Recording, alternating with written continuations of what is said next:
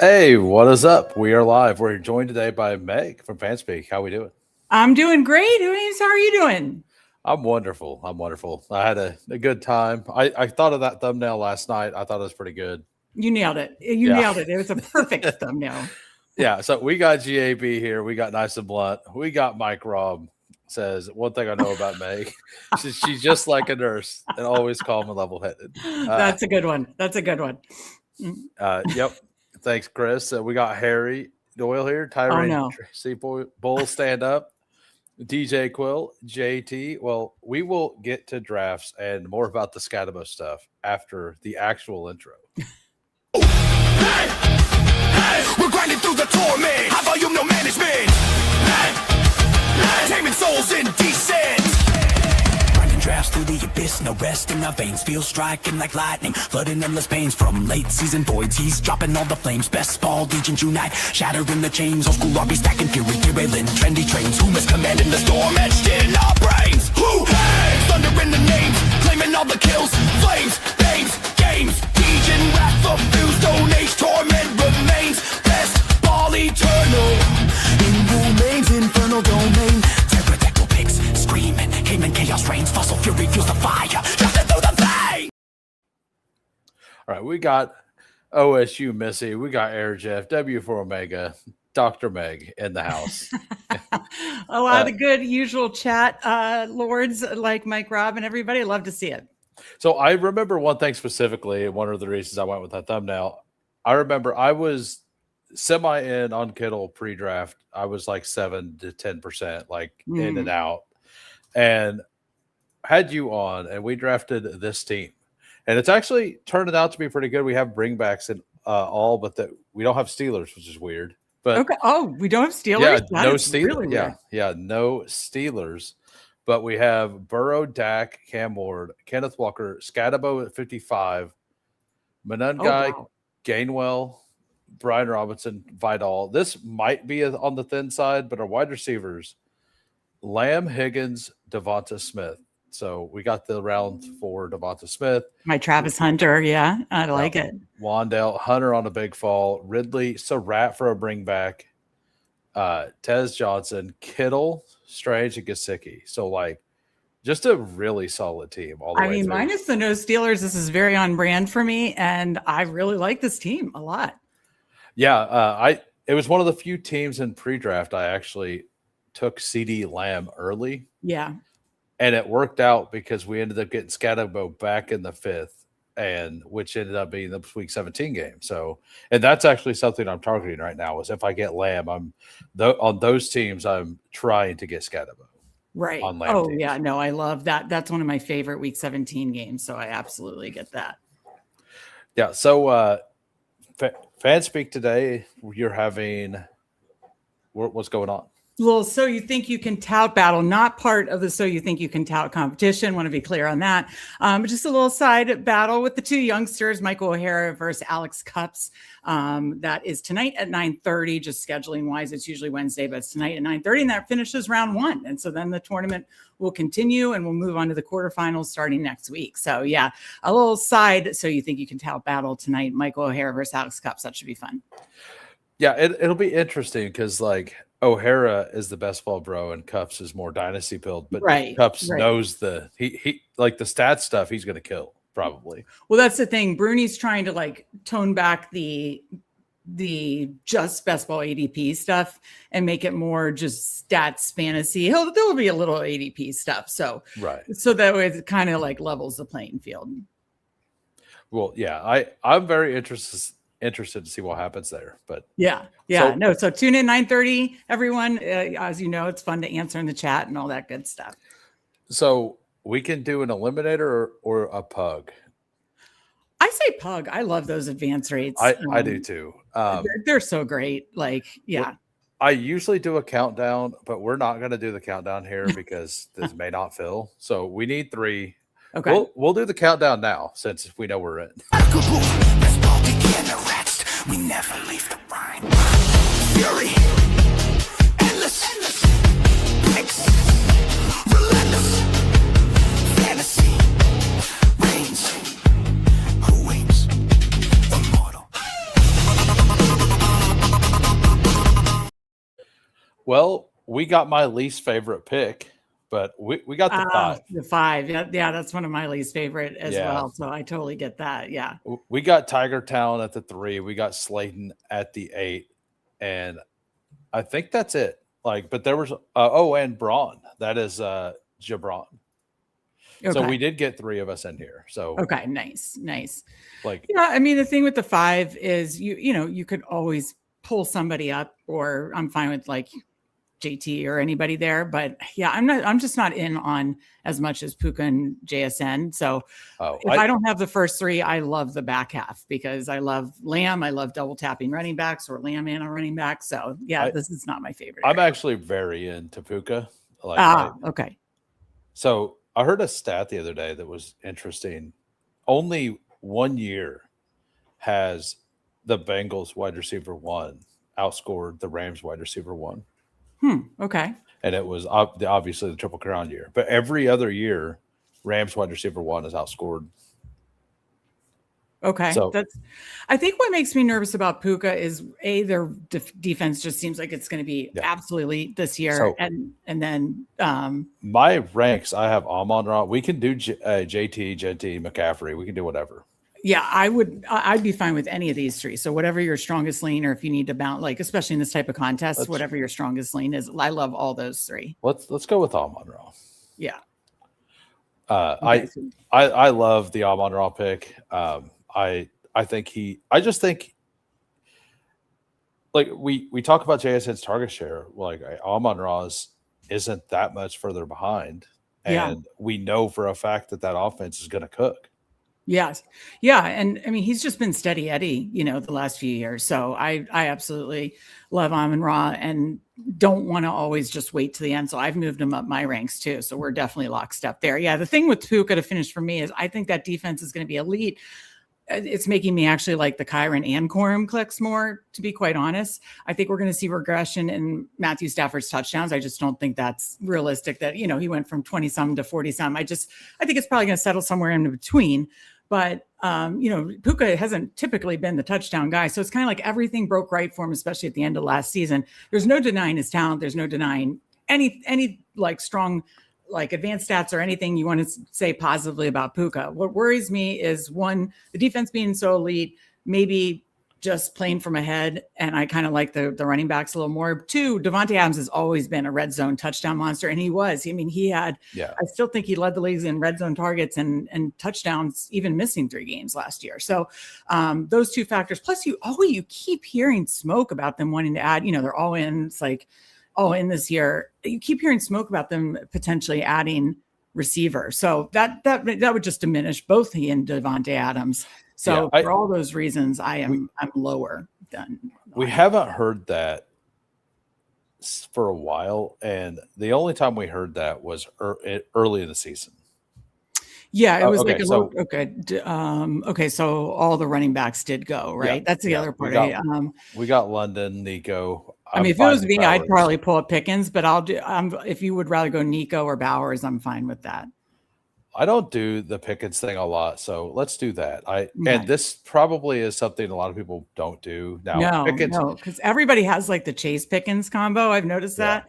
I don't see a ton of like the other receiver, right. And not everybody's taking Amon-Ra 5. Like if they're pulling up a player. So it's kind of like too many pull-ups that is, I think, kind of created and I don't do like wild like pull-ups or flipping boards or anything like that, but I do like little pull-ups like this. And especially in these time box contests where it's like we have a finite amount of people for just a week or 2, and it's like, how many in the competition are going to have Amon-Ra Pickens, in this type of time box? Most people pulling somebody up on this side of the board, they're taking CMC, Taylor, or Genty. So not an Amon-Ra. So the Amon-Ra pick, it honestly may be the only version of it in this contest. Yeah. Like honestly, and it's not anything crazy. Like I don't really think there's a world where Pickens outscores London this year, but like that's assuming everybody stays healthy on both teams. But that's just me. But we're not looking for that. We're looking for who dominates in the final game. Yeah. And if Yeah. Skattebo makes it there, I mean, that's what we're doing, right? Oh, definitely. I was going to say, I mean, you could even do weird stuff and pull up Skattebo. I'm not going to make you do that just for the thumbnail purposes, but I would probably do that. Again, I do I do think you can have fun in these time box. So I would go Kyron here, just exactly what we talked about. They play Tampa. That's fine. Yeah, they're a tough run defense, but so are you fully out on Brees? Because I don't have much Brees. I actually do like the Brees call, the Brees pick this year. So their team has a really good schedule versus defenses.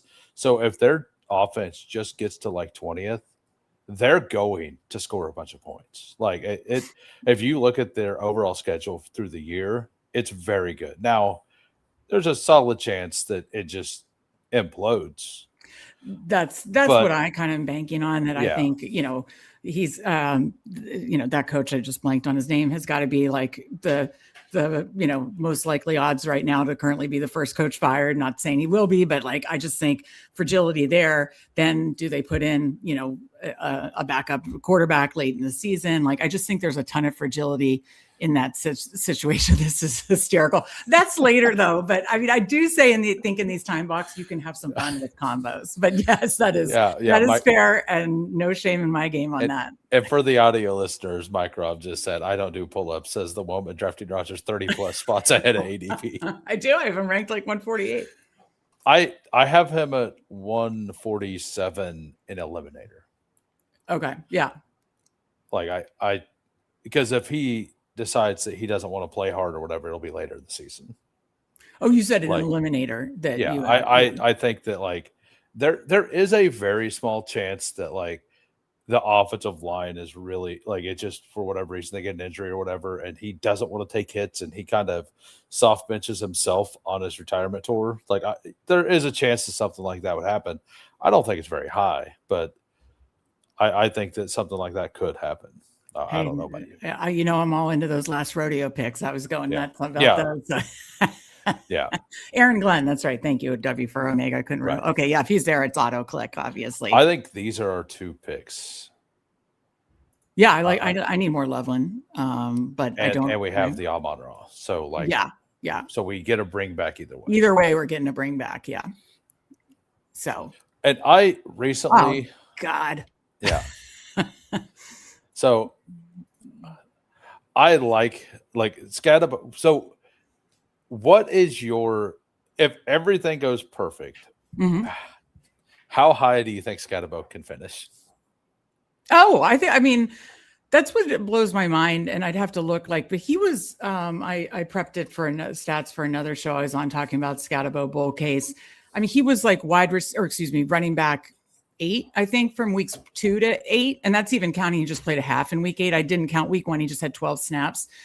Week 8, he got hurt in the second half. Right. So weeks 2 through 8, he was like running back 8. And then like right there with total points, either running back 7 or 9 in total points. So I think he could be in like, maybe not top 5, but like, I think he could absolutely project it out and be a top, 5 to 10 running back when it's all said and done and have 15 touchdowns and that kind of stuff. He had 7 or 8 in just really like 7 games. Yeah. So I really think he could be in that top 5 to 10. I was expecting you to say a higher number. So like top 5. I mean, I think it's in the wide range of outcomes. I think so, but I definitely think he could finish a top 10. I definitely think he could have 15 touchdowns. And I play mostly on underdog and, we're touchdown hunting. So we could get Adams and get that team sack or take one of these running backs. I'm fine with whatever. We'll be up in how many picks? It's a while. This is our pick right now. Okay. I would actually probably go Judkins just since we weren't able to get Skattebo. That is double week 11 bye. Oh, okay. No, let's stick with Devontae then. And we'll figure it out to catch up at running back. Honestly, there's some running backs I like a little further down because what our next 2 picks are at 68 and 77. Yeah. There's some running backs. I like in I that mean, area. I'm very in on Pollard, but like I don't know Yep. about that. Like I think that's like Pollard and Rico are my favorite in those area. In that I think area. that's exactly where I'm at. I think Pollard eventually is going to be up here at like 65, 64. I really do. Now his downside case is pretty bad. Like they could just not be effective at all again. But I don't know. I think the last half of last season kind of showed that they're a little better, or should they project better, or should project better this year. Right. Yeah, no, I think with the Daboll offense, and I know PPR Tyler was breaking down Skattebo film the other day and saying, well, it makes me like Skattebo more, but it also makes me like Brian Daboll schemes and stuff like that. And it was like, well, yeah, thinking about that, I was like, well, I am drafting on Pollard, so I don't hate that.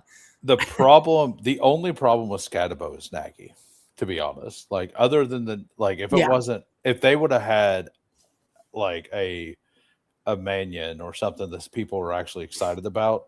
And I'm not excited about Mannion, but I know a lot of people are. But I think he would be going quite a bit higher. Yeah. I think with that though, yeah, none of us are excited about Nagy for sure. But I just think you can tell that Harbaugh offense wants to just run the hell out of the ball. So I'm getting a little more worried because initially I was taking a good bit of dart, and I'm a little more hesitant on that. I'm more worried about it from the past game. I think, and I understand, like you want the whole offense environment to be, as good as it possibly can be. But I just do think the game plan is put it in Skattebo's belly, get him involved, get him. And that's what's so nice about Skattebo too. He can be the goal line back. He can just be your all-purpose back. He can obviously be used in the passing game. And so I like the versatility no matter what game script they're in as well. Both of the elite quarterbacks are left. We could do the Pollard thing. Jadarian Price is here, who I don't like, but he's I here. would go Pollard because we have so many good. We have over Daniels and May. Yeah, because I like the Dak stack, or is that like that's fine. I would just prefer going Dak Goff, ideally as my first. Caleb went over here, so we can't get that stack. Okay, so I assume Caleb was gone. But yeah, we have the Dak usually Dak Goff, and then in that particular game, you could go Baker Mayfield. It goes later that you can always backstack. Hold on one quick second. I just have to get a toy for Rudy. Yeah, and I think just taking Dak here would make a lot of sense with our next pick. Yeah, I just didn't want to fall that far behind because now what do we sit at 0-2-3? Yeah. Yeah. Which I'm okay with pushing it a little bit when we have a hero or a guy who we think we're going to get a bunch of touches in Kyron. Right. And not everybody loves Pollard. Pollard still falls to like 78, 79 every once in a while. So I don't dislike it because I'm doing it as well. But I also really like May a lot. And I love May. I love May a ton.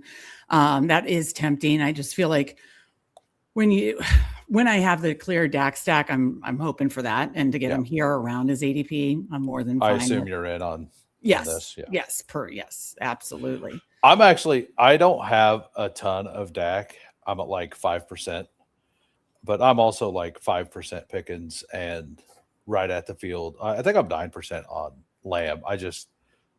I'm waiting for the Pickens drafter always gets Dak. It's always the Pickens draft. Yeah, it is more so than the Lamb. I've been trying to get more Lamb Dak. You just can't do it. You don't have the option. And I really like the Malachi Fields draft pick at the end of the drafts right now. I'm sorry, what was the last? Sorry, I was reading. Malachi Fields. Oh, okay. Yeah. I have not taken much of the late Giants options. I have been taking more likely, as I like the mid to late tight ends and stuff. But yeah. I probably always was taking care of Steve. I think so. Yeah. He would claim otherwise, but I've always been a very good big sister. Yeah. I will not claim that I was a good big brother. I've definitely changed. There was a big age gap between me and my sister, so okay, that's part of it. Gotcha. Yeah. All right. So, I mean, RJ Harvey would be an absolute steal. I mean, Tucker Craft, I know we have Loveland, but Craft at this price is pretty nutty. Harvey is fine. Dobbins is fine. Like, yeah. And I mean, I guess we Sutton. could get the receiver, the other receivers, or you could double stack it. I don't do this often. Go Who do you Laporta. want? Who do you want? That's fine. We could do Harvey. I think it makes sense here. We have three really solid wide receivers. Yeah. We got an elite tight end. Like also opens up Knicks too. Like if Goff right. goes, I know Stafford is an option too. But so normally I would, if Laporta goes on this side, so where did Jameson Williams go? Jameson Williams. It always takes me so long to find it. He's right there. So yeah. If JMO doesn't go or if Goff doesn't go, well, those two spots, are you willing to try to push it? Yeah, I think you could, because like you said, both Laporta and JMO are on that side, and Gibbs are on that side. So everything is on that side. So but I think no, that's a Bijan Laporta. I didn't know if that was Gibbs. I would think they might take him here and just pull them up. But yeah, no, I'd be fine because I love these receivers. I like Pearsall. I like Pittman. And he just went. Pittman's gone. I mean, all those, but Pearsall is my favorite. I'm open to Brooks. Yeah, I'm open to Brooks. I've been taking and White, Gainwell. Like I like Gainwell better. Another run back in that week 17 game, because the advance rates in this it's the standard 2 out of 12, and then I think it's like 1 out of 5, 1 out of 5, or 1 out of 6, 1 out of 6, something along those lines. Especially if Stafford doesn't go. If Stafford doesn't go to the Puka guy or Goff, like there's a really solid chance we could push one of them. So I would go Pearsall or Gainwell here, whatever you like better. Do you think we have enough at wide? Like, which position do you think? I would go Pearsall just because of the player. I think I agree there. I think Pearsall is the right pick there. If we don't get Goff back, we don't get Goff back. Like it's fine. Like like you said, one of those quarterbacks could come back. Stafford did go. Oh, Stafford went right before us. Okay, never mind. But but you could get Goff back. Yeah, right. I was like I don't mind just taking a naked quarterback later and back second too. Like especially when you spent the capital to get Dak. Like if I take Dak, I'm assuming Dak is throwing for 34 plus touchdowns. Yeah, and here, like if Goff were to go, you could take. The Jiffy is here. Rudy's got his Jiffy. I wish I could get sponsorship for Rudy. Just get a caseload for Rudy. Yeah. But did I assume Purdy already went? Yeah, no. Yeah, he did. He went before our pick. To the guy. So we got sniped on Skattebo, and then this guy sniped Slayton on the DJ Moore Allen stack in between us on both sides. Like Slayton said something earlier. Slayton, we both got it. Yeah. Yeah. Like, and if somebody takes naked Goff at this point, like I think naked Goff in this round, like he's getting 30 touchdowns and 4,000 yards. Like it's in this contest with the advanced structure, like the 1 of 5, just getting the points through the 2 of 12, right? Because it is 2 of 12, right?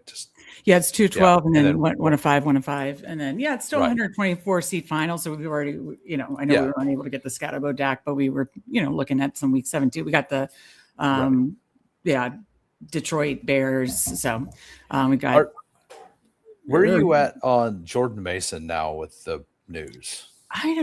Nothing about Minnesota excites me. I don't know. And I know I could be dead wrong. And Steve is very bullish on Jefferson and Kyler. Okay. If we can get this, that would be wonderful. Well, the reason I'm asking is because he kind of, doesn't matter. We get Goff back. Oh, good. Yeah. So I'm just nothing about, looking at spike weeks in the FanSpeak Best Ball Guide, like there was really not much there. And then I understand, like, neither he or Aaron Jones really excite me. Like after we get past these running backs, and we do have 3 right now, right? We did get, yeah. So that's why I Kyron, Pollard, and Harvey. Definitely like to have 3 because by Kyron and Pollard are kind of anchors for Harvey to get his spike weeks too. So I like the structure of those 3. And I think with Loveland, we could do two tight ends and do like a 3-6-7-2 or something along those lines, because I'd honestly rather wait on some of the running backs later. Like honestly, I take a lot of like that Sean Tucker, even I don't like the Browns, but even like Sampson, Tucker, Kamara, and then later like Katron Allen. Like I'd honestly rather do that than kind of this area of running back. Just trying to tilt me. What, not at the Tyrone Tracy? Not really. Not when I think the other guys finish in top 10. I mean, we could take a second tight end and be done here. I don't mind those receivers. I know Steve's high on Concepcion. I like Higgins a lot. So I'll leave it up to you. Which I would be Goddard or one of these. Let's get one of the receivers so we have 5, so we can definitely stop at 7 there, and then let's take the rookie upside swing. Yeah, so Steve's really high. He's got a bunch of upside, and we have the kind of team that can allow us to get there. Like Tracy is like, I think Tracy and Skattebo can both beat their ADP.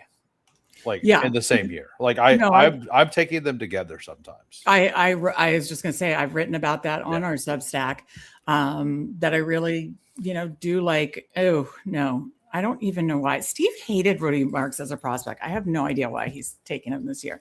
Woody Marks? Yeah. I'm actually the same way. I didn't like him as a prospect, and I think he's a good pick. You just think he's for his value, I guess. Yeah. Well, like it's they have nothing behind him. He was competent enough to like get points.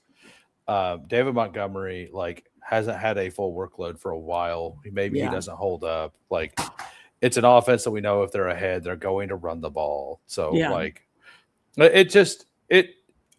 he could have 4 or 5 12-point games. Like I don't think he's a smash pick, but for a team that's a little weaker at running back, I think he's a good pick. Yeah. Yeah. No, that's but he could... to Rudy. Rudy wanted to make his appearance for everybody. Oh my. Yeah. So I really haven't been drafting the Vikings running backs, to summarize that. Woody Marks is not one I like. I really like having, honestly, like 3 or 4 by the Chris Rodriguez pick, and then I just wait, honestly, and then tack on. But I definitely like having at least 3 by this area. So I'm glad we did get that. We could get Chig or Wait. We could get our 3rd quarterback here as well. This doesn't really fit into the Aaron Rodgers build because we didn't get any of the Aaron Rodgers receivers. I mean, we can just backstack it. Yeah, that's true. Yeah, let's do Chig. That's fine. Am I talking you into the backstack? Is that what's happening? Yeah, absolutely. But Rodgers has actually dropped an ADP over the last 7 days. Like really for the last 2 weeks. Yeah. Have you not been drafting that much? Is that what's going on? Hey, am I influencing the market? I mean, I actually have drafted a little less in the last week. It can't just be me. Oh my, that's crazy. Chig is a player I love the prospect of what he could be in that offense. Yeah, Rudy, it's okay. No, I mean, their lack of weapons is just wild. She always takes him a 150. I wouldn't know. Coolers is right. That is absolutely fair. And I say that. So Slayton doesn't have a quarter. He only has Josh Allen, so he's looking for one more. And there's one quarterback back there. But if Stroud makes it back around, I think we just take him and backstack him. I mean, I think I have Rodgers ranked over Stroud. I know that's bananas, but I think like Stroud could get benched if things went horribly wrong. Whereas I know it's nuts. But I mean, I would go Hunter here. Is that a fall? A little bit of a fall? No, I mean, 7 picks. I like Travis Hunter too. I'm actually overweight him. And with this room, with Amon-Ra Pickens, Adams, Pearsall, and I know I said I wanted Malachi Fields. I like Fields. I think this kind of team, adding Mooney makes more sense than Fields because we expect him to start the beginning of the season. Yeah, he could actually do something early on and keep a solid role throughout the season and be there in week 17. Right. So, I kind of lean that it's going to be Fields more in week 17 than Mooney, but who knows? What is the can I see the receiver room again as far as where we got them all? We got Amon-Ra Pickens in round 1, 2, round 5, then round 9, round 11, and 12. I was going to say, I even think, I mean, maybe I'm nuts, but I even feel like this could be like a 3-6-6-3 if you wanted just I feel really good about those receivers, but you could tack on, like you said. I just feel like the team needs 6 running backs, but maybe. Well, right, but we're stopping at 2 tight ends. Right. Yeah. So we could still do the 7th receiver and 6 RBs. I think this whole time, that's kind of the plan is to go 3, 6, 7, 2. Yeah. When we took there wouldn't be a Rodgers stack unless you did Jeremy. But yeah. I mean, I'm fine with that. Yeah, if you did Rodgers, Jeremy, and tacked on 3 running backs, I think this team's pretty solid, actually. Are you completely out of Mendoza? I'm not completely out. I just I don't know how confident of how many games. The coach speak seems, and I understand he's going to play this year. I get it. But it does not seem like they want to rush it. I think he starts, but I like to take him on teams I'm strong at quarterback on. Yeah. So, but I mean, we could just use Rodgers as a piece to help us advance too. Yeah, because this is a 2 out of 12, so that is not as easy to advance. Right, and if one of these, some of those 3 out of 12, 4 out of 12, so it's pretty easy for Dak or Goff or both of them to have bad weeks. Without the running, just having. So even if we didn't get Jeremy, I think that's fine. I don't feel bad about passing on Algier. No, but this is the range of running backs where I start to take them again. But Skattebo lovers. We could do that, but we could do that too, and then just that is fair. So exactly.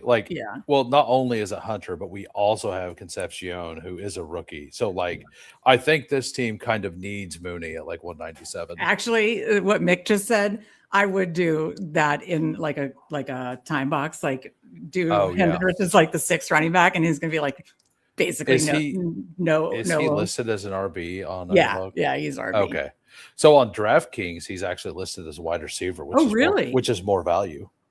Yeah, he's listed as a wide receiver in the player decks, but whenever you click on him, he's listed as a running back. So when they launched it, they had him as a wide receiver, and they moved him. And I agree with Jeff when he said last year was supposed to be kind of red shirt year for Dart, but I mean, Russ was bad. Russ was really bad. And maybe it's the shirt you see behind me. I have too much faith in Kirk, but Kirk Cousins did work with Kubiak in Minnesota. So I do feel like there's some, I feel like it could be a longer leash there. But maybe I'm wrong. I like both those. I think we're in a good running back range to tack on a couple. So we got the Rams thing going on. So the Sean Tucker thing. That, I like that. We passed on Gainwell for Pearsall. So it makes sense to go ahead and do that. I know it's way ahead of ADP, but it doesn't matter at this point. No, nothing. Yeah, ADP is, And you mentioned him earlier in the show, and I like Sean Tucker. They don't allow their number one to have a single rush inside the Yeah, 5. It's that's wild. Yeah, so I hear what he's saying, but Wilson was really bad. Dayball was coaching for his life, which didn't work ultimately even. And that's not the situation. Brand new coach in Clint Kubiak. Seems like everything you hear is we want to set him up for success. Like I feel like they want to give us, he's not going in, he's absolutely ready. They're not setting him up to fail. This isn't, so that's sort of my hesitations with it. I really do like Mendoza. I just don't know when I see him going in. So which one of these running backs do you like for upside down here? Are you Jaden upside? Blue? I love Katron Allen. I take a ton of Katron Allen. But, how much Katron do you have? That's a good question. I'm close. I'm close to 20%. Like, I mean, look at my 24. This is in regular, but I bet in Superflex it would match. I've got 20 spots ahead of ADP, but like same. I do too. We're definitely lockstep there. I just feel like it's a very ambiguous room where, I have 18% in Superflex, 24 in Classic. So tons of Katron. I don't know if I took them much pre-draft, but post-draft, just with the landing spot in Washington, I do. I just feel like it's such a ambiguous backfield that it's worth a shot. Yeah, and like same with we do have the Jaden Blue thing too. Like we could take the chance to do Jaden Blue first and see if Katron comes back around. If Katron comes back, because we have the stack. I'm fine with taking Katron first and not worrying about it, but it is an option that we could do. Yeah, where's Blue going now? I don't take him that. He goes in between this pick and our next pick. I'll let your call. I'm fine with either way. It does correlate. Let's just do this. And see what happens. Leave it to the chance. Leave it to chance. Yeah, we'll just do this. Fantasy gods. All right, we got Jaden Blue. Blue. It is okay. Let's see. Yeah, like I have so much Katron. If I miss a share, oh well. Yeah. Like if I miss a share, it's probably honestly just good for my portfolio. All right, so we'll do one more running back, one more receiver in this build. Yeah. This is what I've been trying to say. I don't ever say it eloquently, but I do think with the Brady factor, with the GM has constantly been saying it, with the coach that's not on the hot seat, like Dable was. I just think I'm concerned it might not be till I don't know, everyone's on board. Everyone's on board with it. Like everyone, and they should. I mean, they should do that. I do think so often. Brady always says teams fail quarterbacks. Quarterbacks don't fail teams. I do think that's true a lot.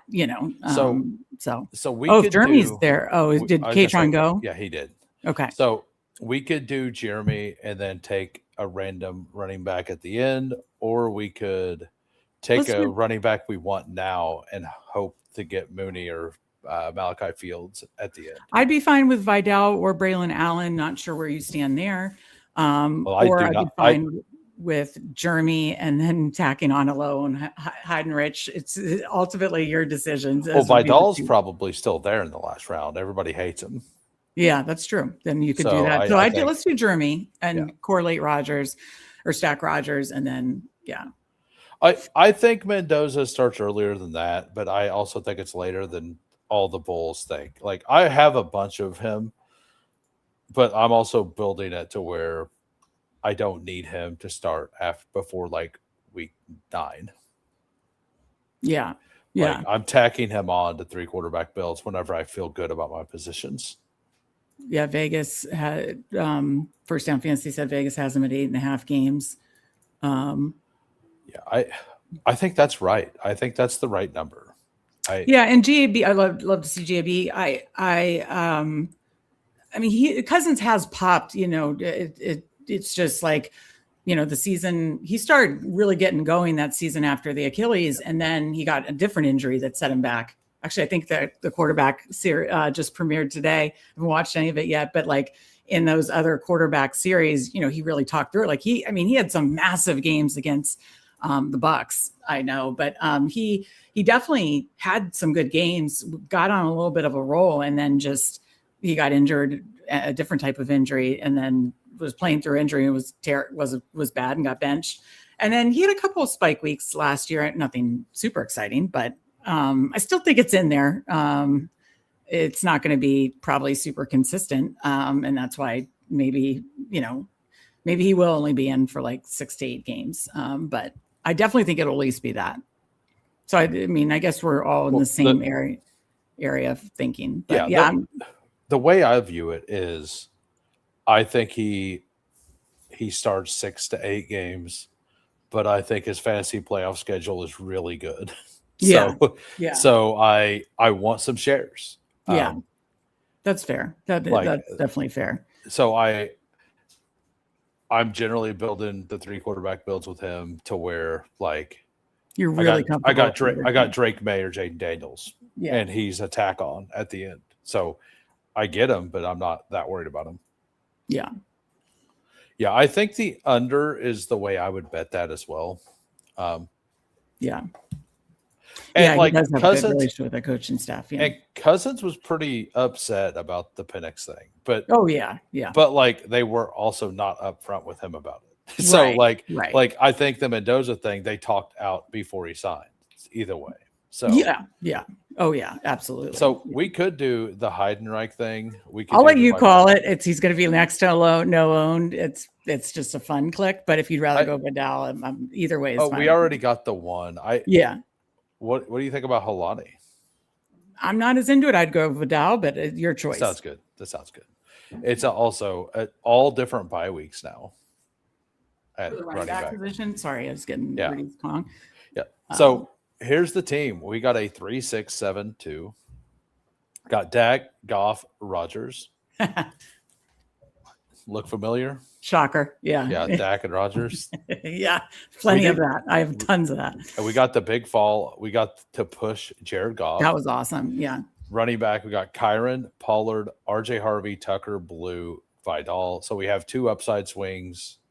Tucker, Pollard, Kyron, and then whatever Vidal is.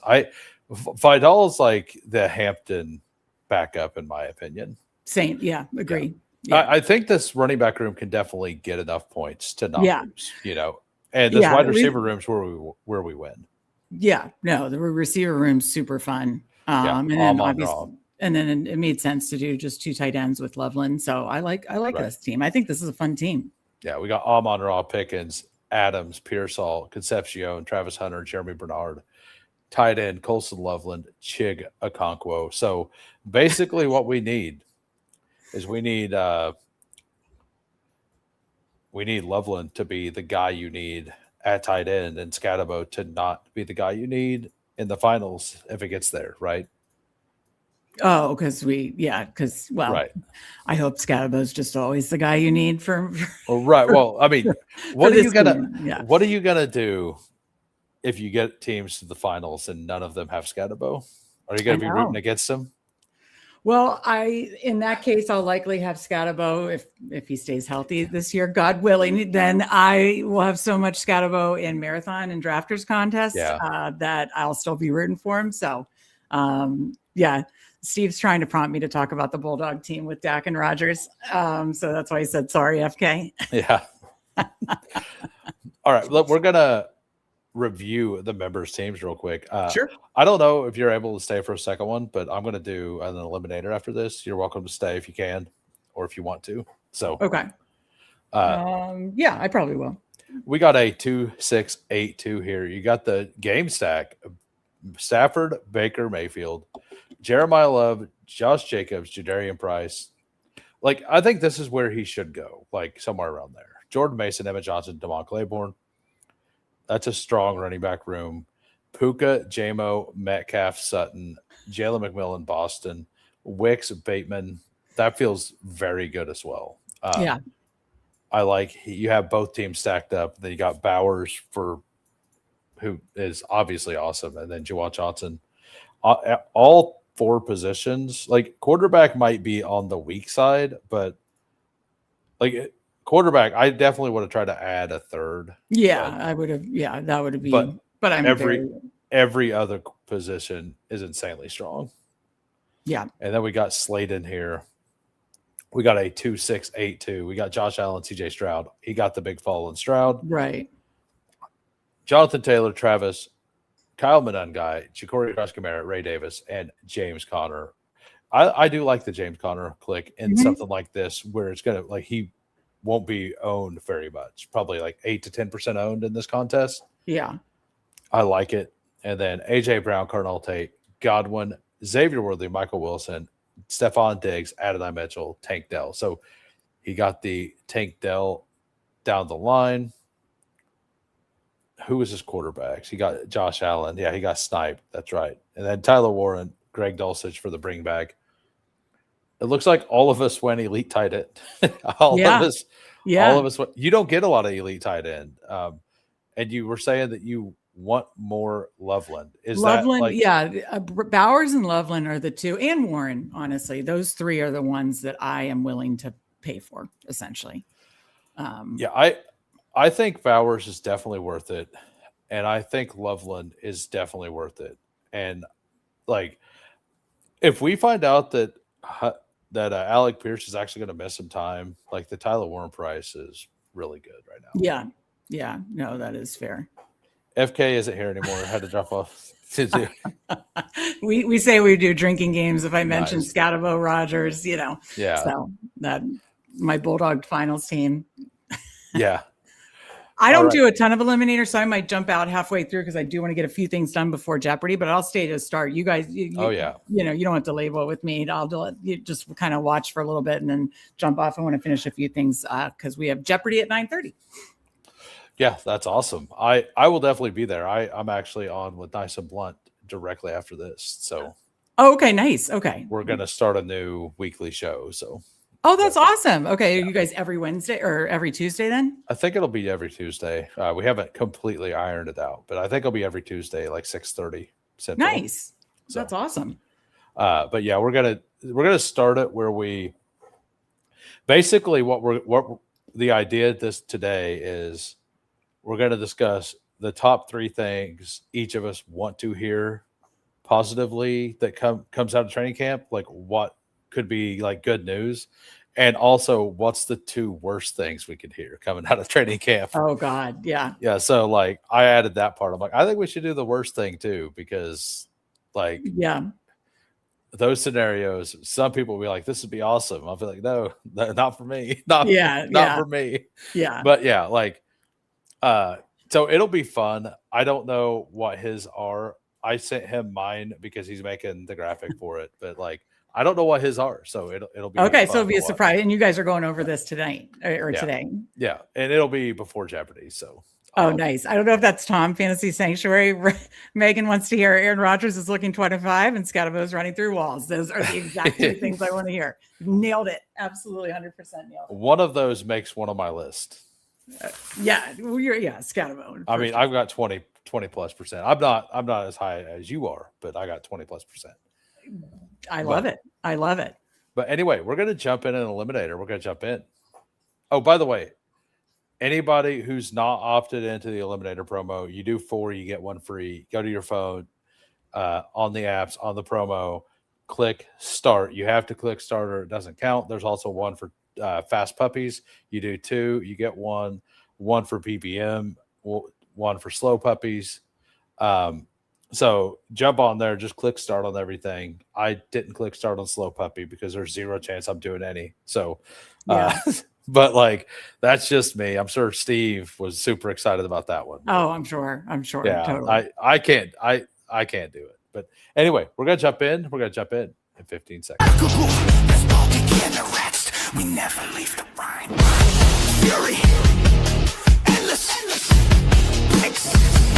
relentless, fantasy, reigns. Who waits? Immortal. That countdown's awesome. Yeah, I love it. Everybody loves it. I mean, great. It's really good. That's great. That's really good. Yeah, you've noticed what it does. Yeah. Oh, yeah. It's so good. Somebody like had been in the channel for like 3 months. They came on the channel and they weren't entering, and they watched it I didn't realize it counted down. I'm like, that was the whole point. Like that was the whole point. Yeah. Gotta love the sound effects on the quarterback. Oh show. yeah. Yeah, that Cousins was pummeled. No, GB is right. The sound effects. I don't know when I'll start watching it. Maybe this weekend, but yeah. All right. So StreamYard lagging right now.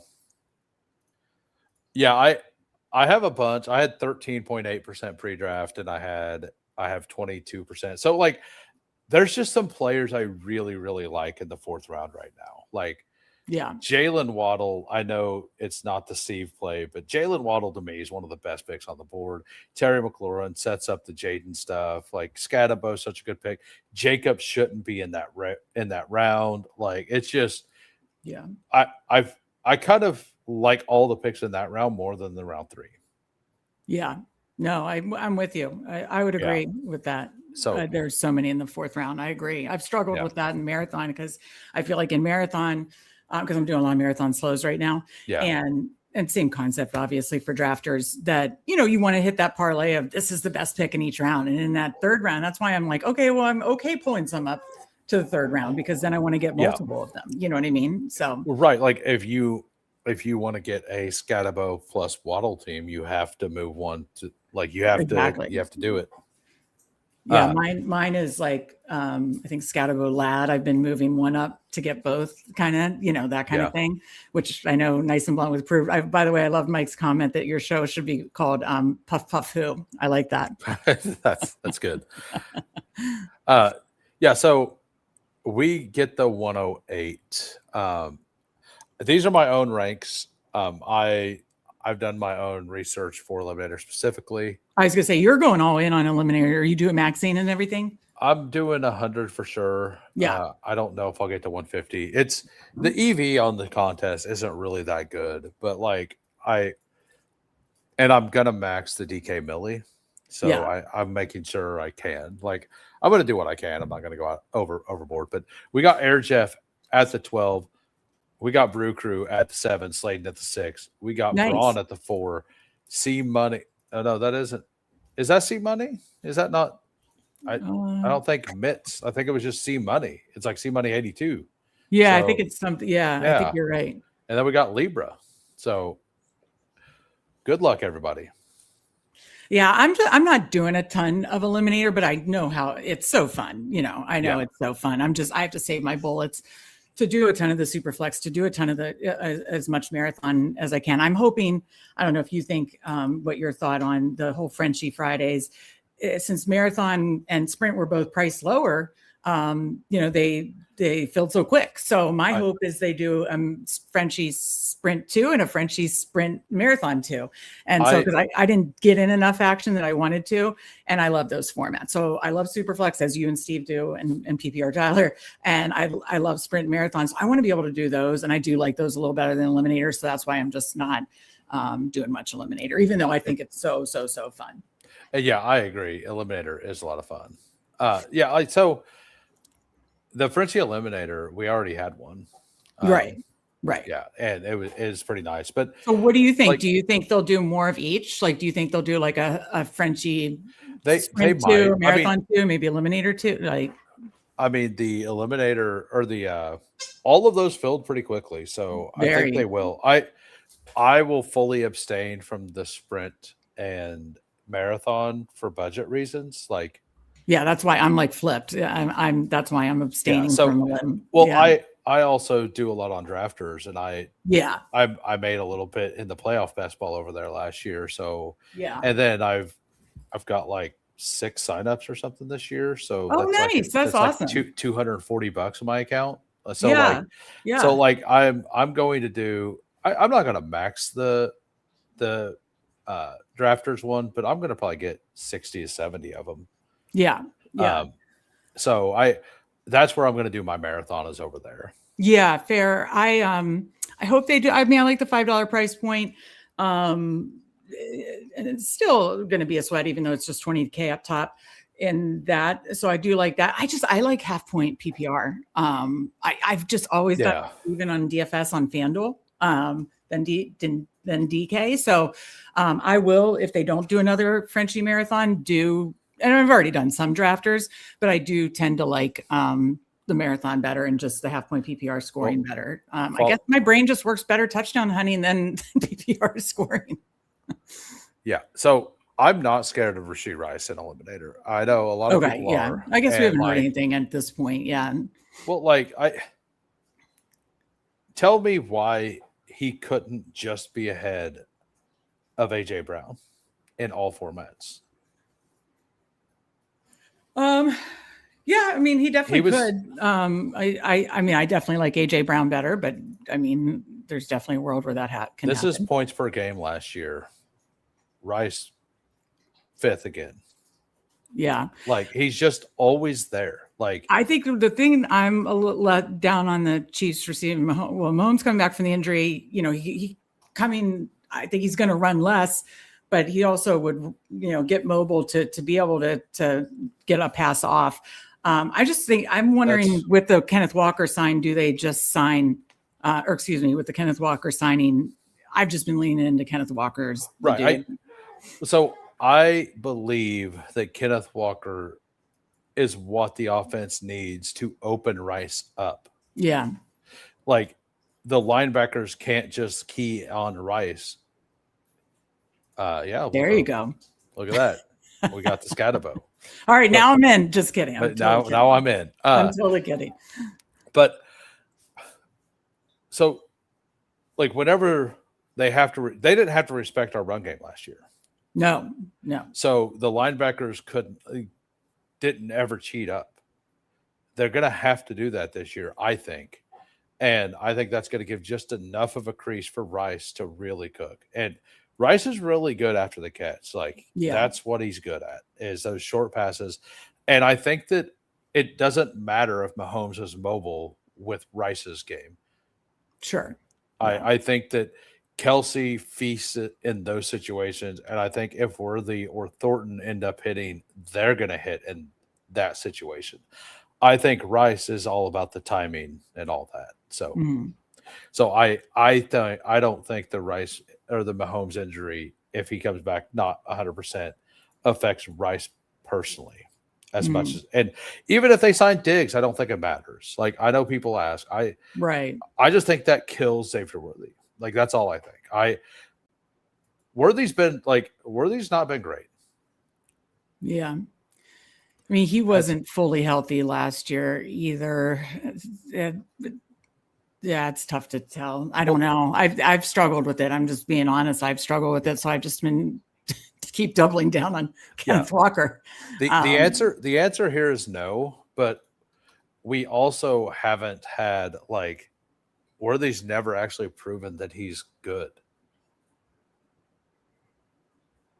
Like, we want him to be good. Postseason was the Super Bowl in garbage time. I'm trying to think. Did he have a good It was in garbage time. Like, that doesn't, like, his very first play was very promising. You know, like, he took that end around and he made a guy miss, but it was blocked very well. Like, whenever it comes to the actual receiving side of the game, we expected that, like, it could be that his shoulder was hurt and that he couldn't get his hands up or whatever. But, like, he also, like, I thought that in the first season, it was more Mahomes throwing bad deep balls. Well, Mahomes is still the quarterback, and Mahomes has still not gotten great at throwing the deep ball since Tyreek Hill's been there. So, So, like, I don't think that the reason, like, I think they want that to be part of it, but that's also with Nagy versus Eric Bieniemy. So, like, it could switch back. Like, it's a very hard offense to, like, figure out exactly what's going to happen. That's why I'm saying, like, hand up. I'm struggling to figure it out,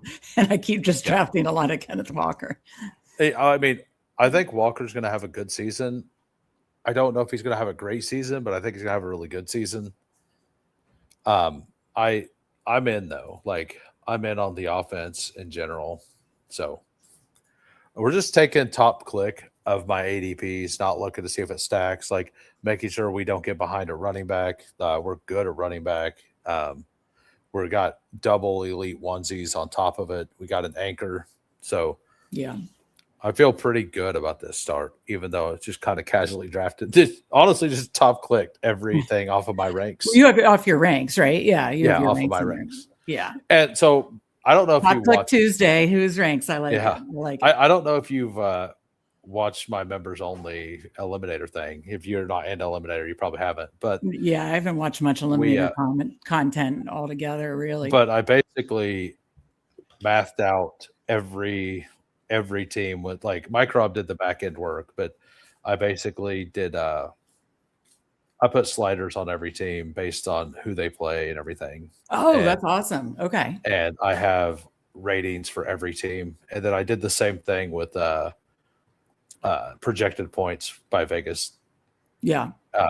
Coolers had that chart because I was like, hey, I could make this, but does anybody have it? And Cooler's like, yeah, I have it. So he gave it to me. Coolers and Mike Rob are the best. They're awesome. So helpful with so much back end stuff. That's awesome.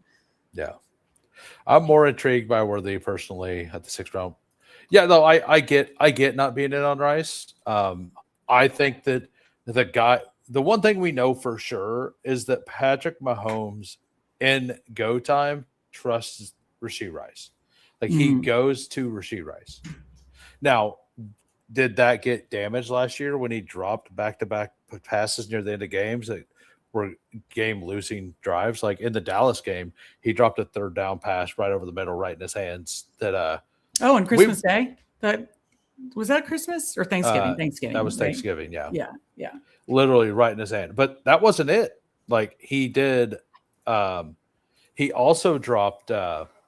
He dropped one the week before that on a 2nd down that would have had a drive at the end of the game continue. And like historically, Kansas City receivers have just never dropped those. That's why we keep winning, is because our drops never come at bad times. It's not that we don't drop the ball. It's that they've been incredibly lucky at the timing of their drops, not being in the big moments. Right.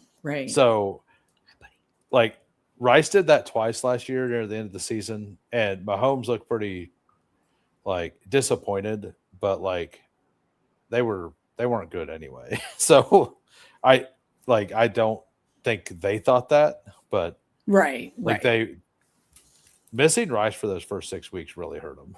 Yeah. No, definitely. You definitely saw that for sure. And like Worthy's the player that does scare me the most, though, for sure, because of not having much of him. You mean? No, to draft. Oh, to draft. Okay, gotcha. So I do have Jaden Reed ranked above QJ, but I also think QJ is not going to be at this point anymore, like soon in Eliminator. Yeah, and with the contests that are open the whole time, you do have to really give those considerations. So I get that. And I also think QJ is going to be a bigger part of the every down plan than Jaden Reed will. We already know for a fact that Jaden Reed is only in 2 wide receiver set or 3 wide receiver sets. Right. They've already basically said that. So yeah. So I'll take the chance. Like I think Quentin Johnston's kind of sort of going to be in that same way. So I'll between those two, and I think QJ will probably move up. Like he's ahead of Godwin and Sutton and Alec Pierce and other formats right now. So right. What was I going to say? I may jump off just because Rudy's starting to lose his mind a little bit, and I want to get a few things done. But I had a blast drafting with you. I'm so glad we got to draft the Time Box tournament. I love those. I absolutely love those.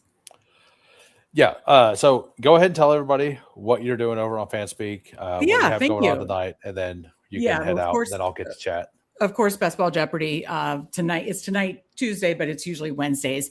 But we do have the So You Think You Can Tout guys, Michael O'Hara versus Alex Cups, 2 young guns tonight at 9:30. So check that out. Make sure you're subscribed, of course, to Fanspeak Network. Bestball shows every single weekday, YouTube member shows on Sundays, and then our Substack we're really excited about. And you can use the code Substack. Or do you have it in chat? If not, I could put it in chat. I don't have it in chat, but it's in my description. It's in the description, and it's subscribe/WhoHames. It's 20% off. It's literally less than $28 for an entire year. And we're not just covering Bestball. We have Bestball covered, Bestball, DFS, Underdog Dailies, NFL bets, year-round content for less than $28 a year. It's absolutely dirt cheap. But now during Bestball season, we are covering Underdog, Drafters, DraftKings, every single format, rankings-wise, multiple articles per week. to kind of give you the context of what we're talking about in shows. Yeah, I'm going to be writing up some marathon picks later tonight. That's one of the things I want to work on. So yeah, it all kind of marries together, the Fanspeak Network and the Fanspeak Substack. So definitely check that out. Link in the description for 20% off. And yeah, I think you guys will like it. Yeah, and by the way, you made a Who Crew, not Who Hames. Oh, did I make it Who Crew? That's right. Yeah. That's Yep. right. Okay. Yep. Even better. Better. And you get, with the Substack, you get the free 400 plus page best ball guide, which I think just having all that in one space. I know, thank you, big shout out to you. You've pulled it up a ton in your shows, and thank you for that. Because I think it's so cool to have all that all in one place with the player pages, team pages, strategy articles, all that good stuff. So I mean, it's very useful. Yeah. It's super useful. PDF download, have it right there. I love just Control F, find the player I want to look up, or find the, team or whatever I'm trying to look up. So yeah, you get that all part as like a free gift as part of being a paid Substack sub. And again, it's less than $28 for an entire year. But I appreciate you a ton, Who. This was a ton of fun. And we'll have to have you on the Fanspeak Network very soon. And yeah, this was a lot of fun. Thank you so much. Yeah. Have a good day. All right. Thank you guys. Luck. You guys have a good night too. Yep. Peace. All right. So we got onto this 3-play, Jay. You need to come over to the Who Hames YouTube side. And I assume the list you're talking about is the list of the chart I was talking about for Eliminator. The only way to get access to that is to join the YouTube side and become a member on YouTube. I have it gated in you can watch the video. Many people have told me they've watched the video more than once. And then if you join the Discord in the links below in the YouTube side, and you're a YouTube member, if you link your YouTube to the Discord, you'll see more channels, and the chart is there you can use it whenever. So I know a couple people do use that. So that is how you get access to that chart. And I need to put some music on now that I'm by myself. And we are about back on the clock, and then we'll get to Steve's comment about Worthy. So he says, I'm with Sladen. I think there's more path for Rice failing at that price, even if it's not. I disagree. I don't think so. They have made it a point that he is the focal point of the offense. Like, it is the thing that they're doing. It's what they have done. They've tried everything else. None of it's worked. Even if they try it and it works, like, we know that they have that connection. So this room is not falling correctly. We'll take Shakir, even though it's a double bye week. We'll do it. And the Worthy price, I agree that the Worthy is a value if he hits, but Worthy has Worthy could just be this year's Darnell Mooney, right? Like he could just be that, or he could be, he could end up with 800 yards and 7 touchdowns at a really good price, and all in spike weeks. So the problem with Worthy is he's not actually good at tracking the ball, from what I've noticed. So I worry that he's not going to. He's just not going to figure it out. That's where I'm at. I just don't think Xavier Worthy's going to end up figuring it out. And I kind of think Tyquan Thornton's going to actually eat into his role quite a bit. So, and Rashee Rice just gets targeted like crazy. And maybe that's because Worthy was hurt. Maybe it's not.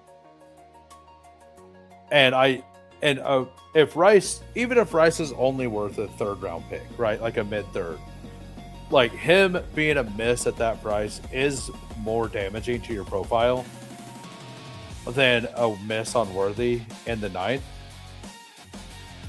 But also, if you're not in on Rice, and I believe Rice could, if Rice didn't have legal issues or the knee thing pop up, he would be mixed in with all the running backs around the 1-2 turn. Like he would be up there with Drake London and AJ Brown unquestionably. And he would be one of those guys that you could see finish. Like he's basically finished top 5 points per game most years, right? Like I know last year he finished at 5 in points per game.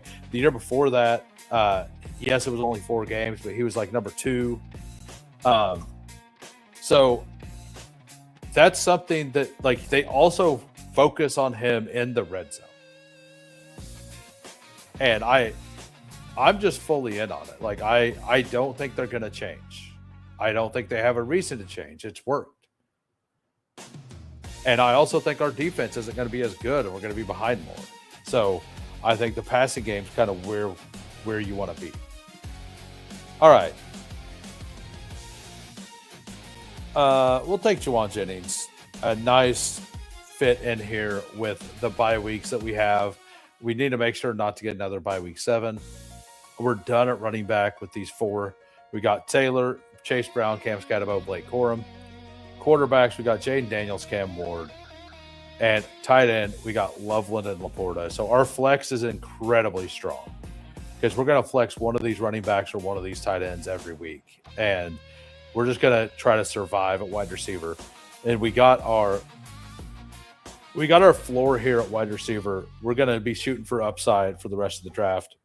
I will just take Geno Smith here if he is available at 161. He's a week 13 bye. So, and I care about the beginning of the season quite a bit. The Jets actually have a pretty good schedule early on in the season. So, I really like him this year for Eliminator. And I think even with an elite, you kind of want to be, unless you go double elite like I did yesterday with Lamar plus Drake May, just because Drake May fell. Like I think you kind of want 3 quarterbacks almost all the time in Eliminator. Like even with Josh Allen, like I think you want to go like Josh Allen, Cam Ward, Tua, or Geno or something, kind of like what I did here, right? Especially with Josh Allen, because Josh Allen, the last several times he's played a DeMeco Ryans defense, he scored under like 14 fantasy points or something. So, and that is their week 1 matchup. So you need to get Josh Allen through week 1. I do think after that week 1 matchup, though, Josh Allen has a pretty fun schedule for Eliminator because it's a lot of games where I believe the Bills might get pushed. So I'm not out on Josh Allen in Eliminator. I'm just building him with 3 quarterbacks. That just because of that week 1 matchup versus the Texans. And by the way, I haven't said it yet, but if you're new to the channel and you haven't subbed, if you could sub, that would be fantastic. We're trying to get to 1K subs before NFL kickoff. All right, so once again, all the wide receivers are gone. I don't know why this room is taking all the wide receivers so early. It usually doesn't happen that way, but I'm pretty strong in the other positions. So I'm pretty okay with it because we're going to end up with 9 receivers here, and it's going to be pretty nice. What's up, Bukowski? How we doing? I'll probably do another Eliminator after this. I need to do this one and one more. Like the one after that, like this one, the next one, and one more to get the free one. One guy took all the wide receivers in the first 7 rounds. Yeah, he did. He sure did.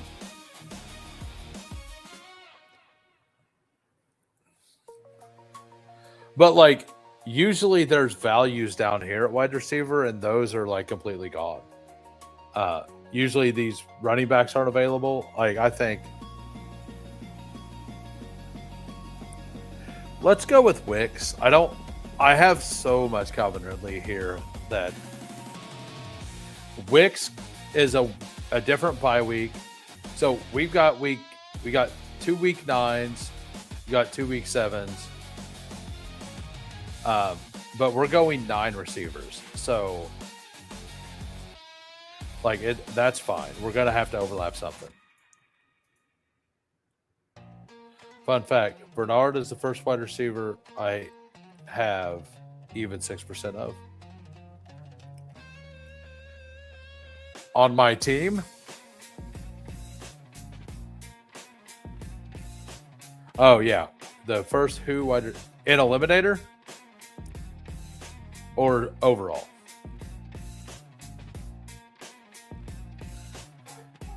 Because like you're gonna get crushed by Rice. Like I know you and Steve are gonna get crushed by Rashee Rice. Like it's gonna happen. Like I'm trying to help you guys out, but you're gonna get crushed by Rashee Rice. Like I don't see how that doesn't happen, unless there's an injury. Like it's going to happen again. Like even if he has a 30% decrease in fantasy points, he's going to go down to like 13 fantasy points, which is, it's not something that gets you toasted. I think 30% would be, I guess 30% would be down to 10. So if he had like a 20% decrease, he would still be like 13 points. But and one of those games was the game that is on there. Of those 8 games, one of those games is the one that Mahomes got hurt in. We don't have any bye week 11, so let's take the upside here on Zachariah Branch.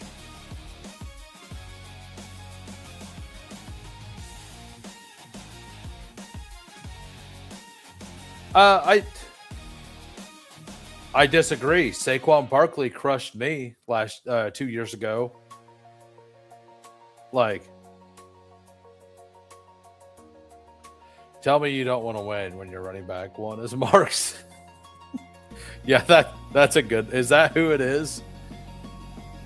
Yeah, I like Saquon Barkley 2 years ago. Like, kind of crushed people.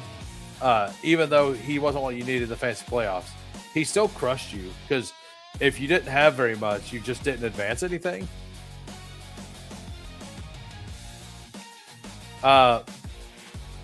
Went over that already. I have an Eliminator video in members only that goes over it. You can also just kind of listen to this back. I'm not going to let Sean Tucker go undrafted here. We're just going to take. Do we just take Sean Tucker here? I think we do. Yeah, we're not going to let somebody get Sean Tucker that late. We're doing it. Yeah, I mean, I've been talking, like, we're going to go through another Eliminator here in a bit. Is Branch getting good rep? He kind of has, yeah. He also benched like 20 reps. It was like 21 reps at under 200 pounds, which is crazy. Not that relates to football stuff, but like, he's small, he's super fast, and he's that strong. Like, that can't be bad. Like, that can't be bad. Rico and Javonte moved mountains with the regular season advance and went offline in the money weeks. True. And like, yeah, he is just a crazy athlete. Like the 20 plus, like, I was pretty out on him. And I still think that his skill set is questionable for the NFL. But he got the single perfect, like, you could not have drawn up a better landing spot than the Atlanta Falcons with Tua for Zachariah Branch. All right, we got a 3-5-8-2 here. We got Jaden Daniels, Cam Ward, and Geno Smith. Yeah, we'll be doing one more Eliminator. Wide receiver, Rashid Rice, Quentin Johnson, Wandale, Khalil Shakir, Juwan Jennings, Jeremy Bernard, Dontavian Wicks, Zachariah Branch. Tight end, Colston Loveland, and Sam Laporta. And by the way, Sladen, Juwan Jennings, Shakir, QJ, Dontavian Wicks are all players I don't have very much of in they're players I take in eliminate. Whenever I've pushed running back, whenever I push wide receiver this far, I take them because I'm trying to win the flex and the other two positions. So, yeah, I think it's a fine team. Not the best work I've done, but it's a fine team. We got Braun here. I believe he's a member. I'll double check. I gave him a review last time, but we'll double check that. We'll get Sladen first. He got a 4.653. Nix, Shuck, Mendoza, I think is the single worst pick you can make in Eliminator. And Michael Penix, also one of the single worst picks you can make in Eliminator. Why are you looking to win at the back end? Like, you're not going to advance with those two. Running back, Ashton Genty, Jeremiah. Like, there is a small chance Penix starts week 1, but I highly doubt it. Running back, Ashton Genty, Jeremiah Love, Ramondre, Kenneth Gainwell, James Conner, George Halani. Wide receiver, Devonta Smith, Mike Evans, DJ Moore, Jordan Tyson, Romeo Dobbs. Tight end, Dalton Kincaid, Juwan Johnson, Kincaid. I don't think you're being serious with this. That's right. I thought you were.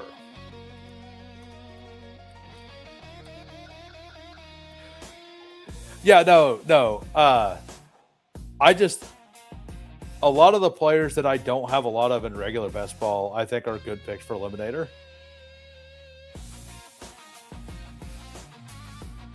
I had Phoenix. Yeah, I mean, I'm going to say that every time I see somebody take Mendoza. I'm going to say this is the worst pick you can make an Eliminator. And even if he gets there, like, this is probably thinner than my wide receiver room, and you have capital.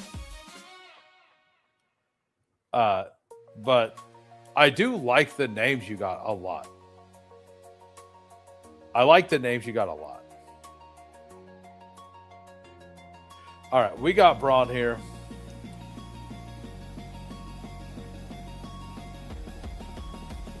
Yeah, right. Yeah, I was like, I feel like something's wrong here. Like, I felt like you were just trolling. Honestly, we got a 3.672.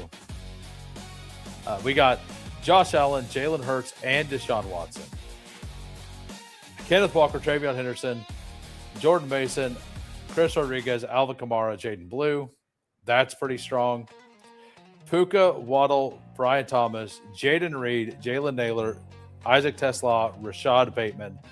Tight end, Andrews Likely, solid team by Braun. We got Brew Crew. Charbs is bad too. Yeah, Charbs may be the only pick worse than Mendoza in Eliminator.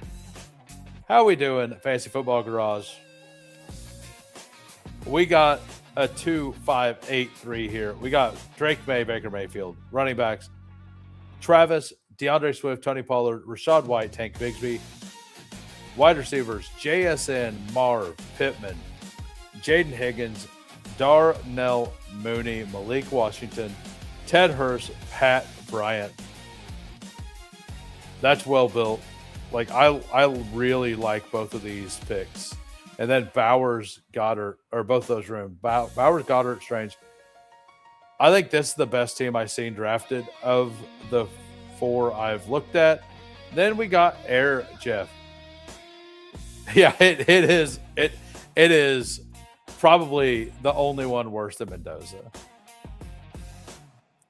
Maddox is going to be going through his eliminators on stream week 8. And see my That would be hilarious. Like I really like the receivers in that room. Like I really like those receivers. It's just not enough of them needing to start 3. We got a 3-6-6-3 here by Air Jeff. We got Brock Purdy, Kyler Murray, Daniel Jones. Running back, Saquon Barkley, David Montgomery, RJ Harvey, Tajay Spears, Dylan Sampson, Katron Allen. That's good. Jefferson, Igbuka, Watson, Pearsall, Diggs, Stribling. That's on the... I don't know that's strong enough to stop at 6, but it is strong-ish.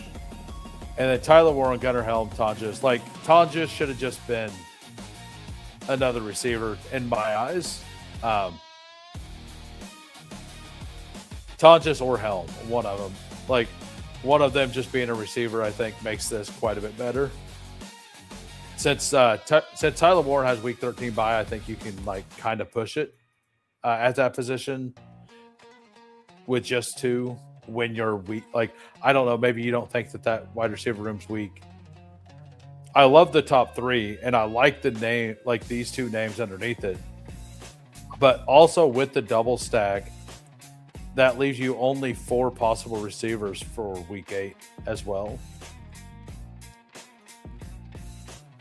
Kittle's retiring. Todd just the man. Like I said, it could either be him or like it could have been this pick here too. Like, I'm not saying that Tonjes is a horrible eliminator pick. I'm not taking him, but I also don't think he's a horrible eliminator pick. I believe that's it for the reviews. We got 1 hour before we're going live with Nice and Blunt. And so we do have enough time to do another draft. So we're going to jump in. Another eliminator in 15 seconds. Bestball Degens Unite. We never leave the line. Fury. Endless. Relentless. Fantasy. Reigns. Who waits? Immortal.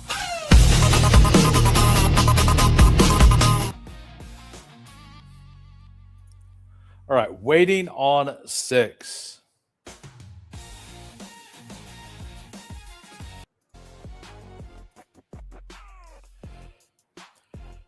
And by the way, 3Play J, I'm not sure if you did end up making it over to the YouTube side, but if you didn't, head on over to that spot. I just put the link in the chat. You can click on that. You can join the YouTube. You can subscribe on YouTube. And if you want that chart, like I said, the only way to get it is to become a YouTube member, like a paid member, a sub. I mean, it's only $5 a month. Like it's worth it just for the chart. Like, I think most people who have looked at it, like even if you use the chart in a different way than I used it, I think it's useful information.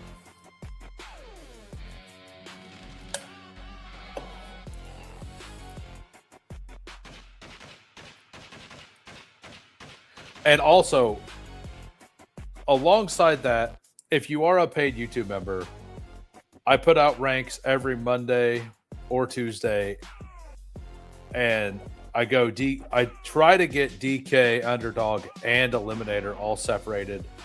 I try to get different rank. I try to do ranks for all 3 of them every week. Now you can look at them just to snipe me. You can trust them. You could not care about them at all, but I put them in the Discord. If you're in the Discord, you have access to them, assuming you are a YouTube member. So we're still waiting on 3 for this Eliminator pod. We got 47 watching. We got 44 likes. I want to thank everybody for smashing the like. Like, that's a really awesome ratio. Thanks, everybody.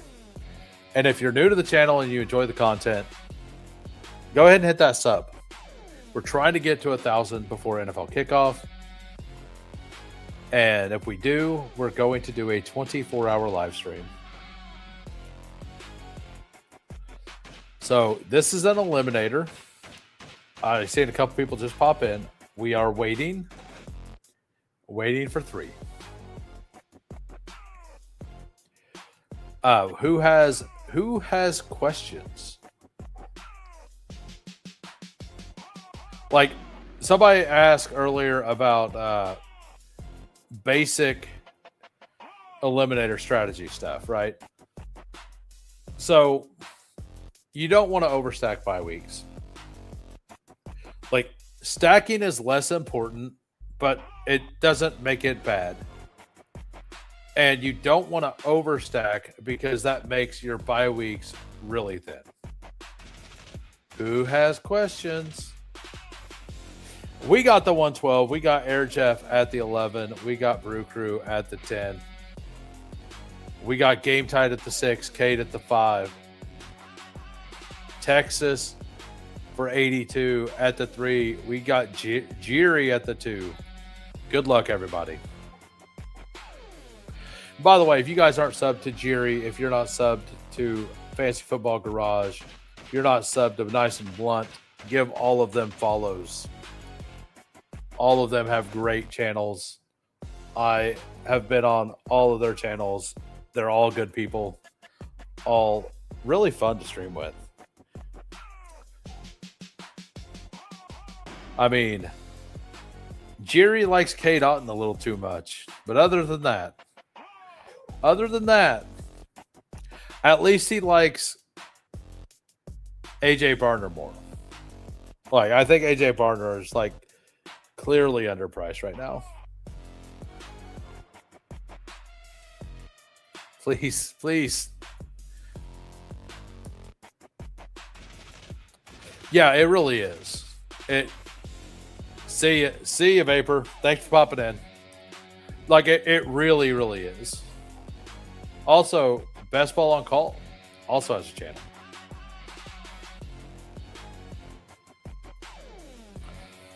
And I know Air Jeff, Brew Crew, I think Long Bomb may watch, but I'm not positive.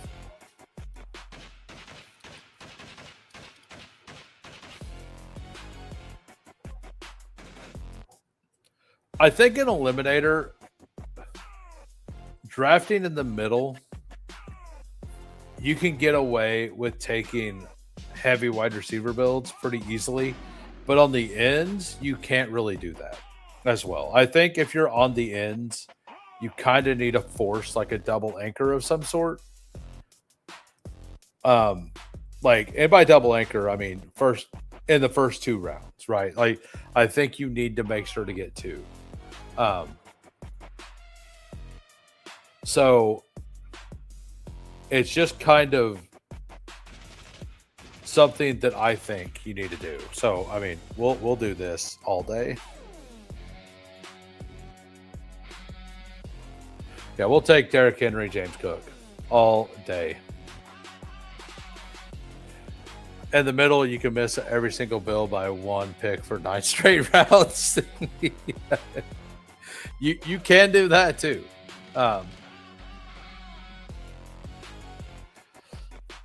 So we got Derrick Henry, we got James Cook. This is my favorite eliminator start, to be honest with you. I know James Cook plays the Texans week 1, but I'm not really that worried. I just have to not be in the bottom half week 1.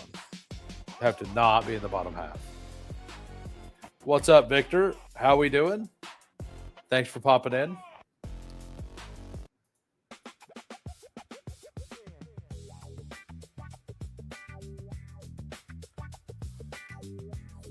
So we got and like, I don't think that this tier, like this right here, is wrong by any means. Like the Amon-Ra, JSN, Lamb, Jefferson stuff. I just don't think that they can afford to go anchor RB. I think they kind of need to make sure to get an RB in the next 2 rounds. Is all. At least on the end, like Air Jeff and Brew Crew, I would say would need to do that. And I'm not saying that just so I get a receiver back here. I do think that like the closer you are to the middle, the more you can push the positions in Eliminator specifically. Especially if you're looking at the board and you look at what the sides have done and what you kind of expect them to do. Like Bijan London is pretty fun. That's a pretty fun start there by Jerry. Like lock up Atlanta's, lock up their studs. If I had the opportunity to do that, I would do that.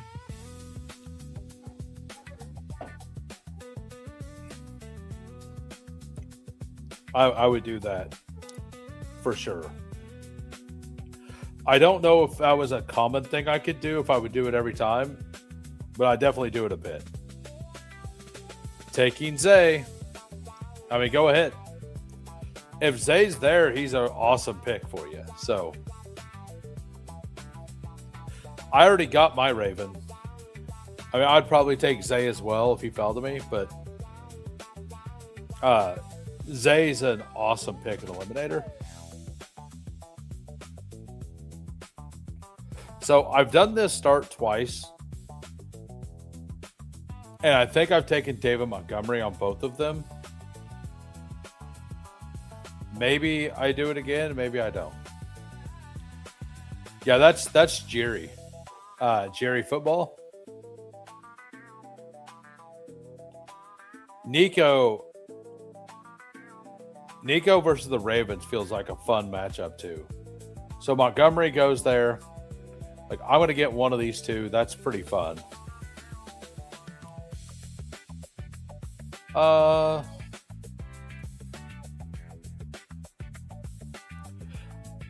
We'll take both of the receivers.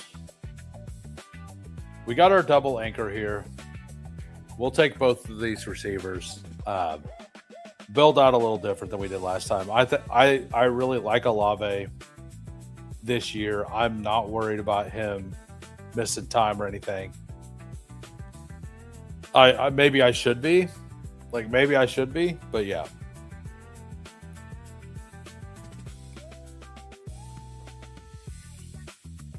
Game tight here. Genty, Bowers, Travis. I know I said I love the Bijan London thing. The Genty Bowers thing I just can't get behind. I do think it's better in Eliminator, though. Like you're kind of guaranteeing you're dominating one position every week. Assuming that their offense is good.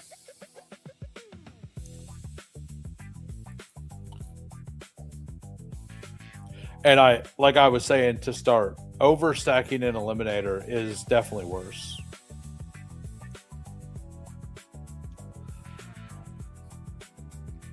So yeah, this room is actually drafting a lot more.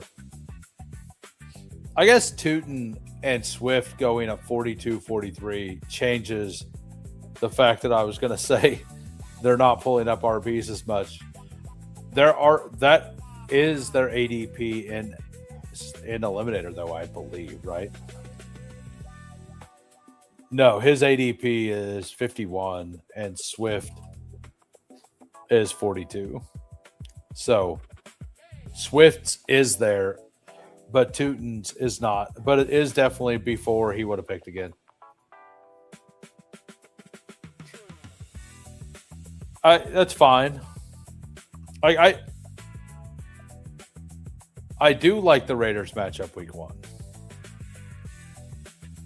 But liking the matchup only week 1, like number 1, what's the odds that both of them absolutely smash? It's pretty low. So like this is part of the chart for the Eliminator stuff.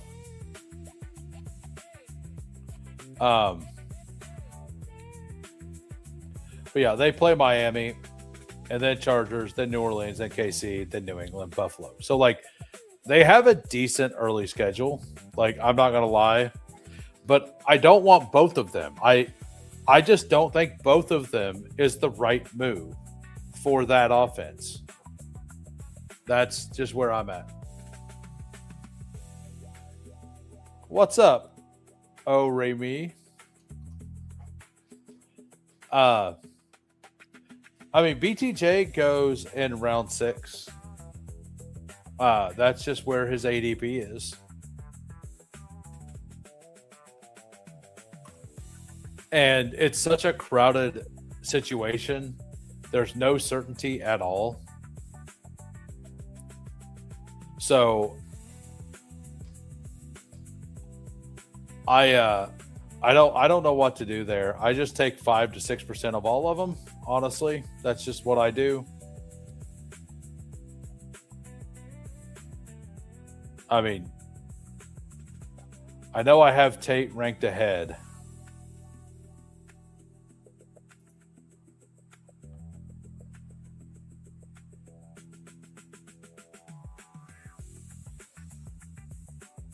We're definitely taking him. Yeah, we're going to do this. We're going to go with Rome, and then we're going to go with Tyler Warren.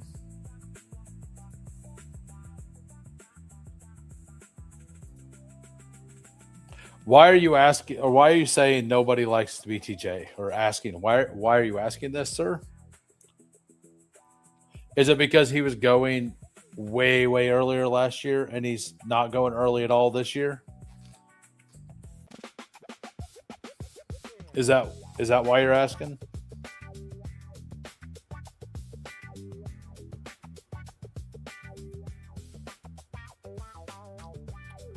Yeah. Yeah, well, so last year I was pretty in on him.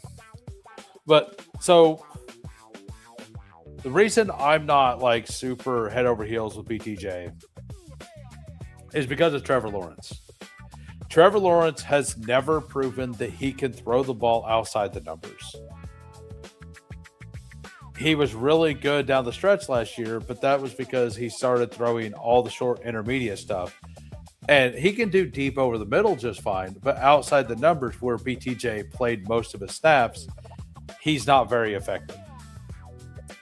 And now if BTJ ends up getting moved around like he did in his rookie year and they use him all over the field, then he's probably going to absolutely smash.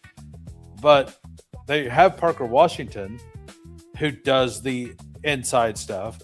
They have Travis Hunter, who when he plays offense is going to do that kind of stuff.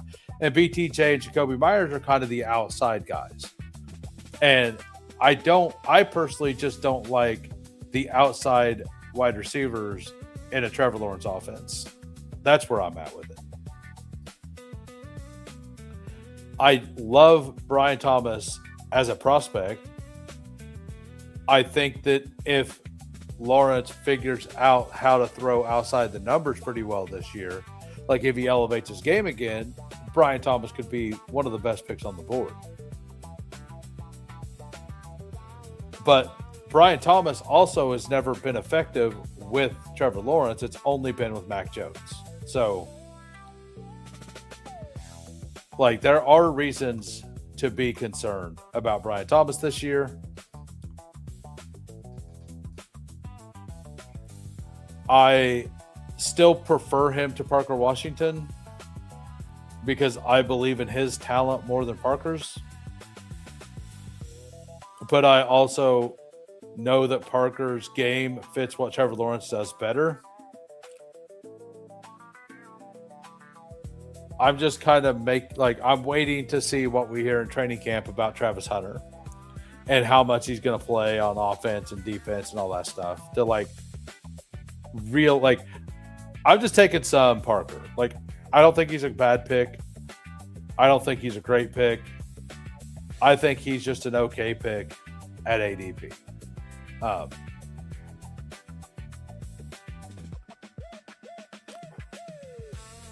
So Dobbins goes. I actually like that Dobbins pick there. Corum's definitely my pick. And we passed on Jaden Reed last time, so we're going to take Jaden Reed this time. Pretty easy picks there for me. We get a third running back. We get a fourth wide receiver, all different bye weeks, all the way through. We don't. All of our positions are all different bye weeks. Jerry does love Parker. I think Parker's game fits what Trevor Lawrence does very, very well. And this isn't like a dig that Parker Washington's not good at football. I think Parker Washington is good at football.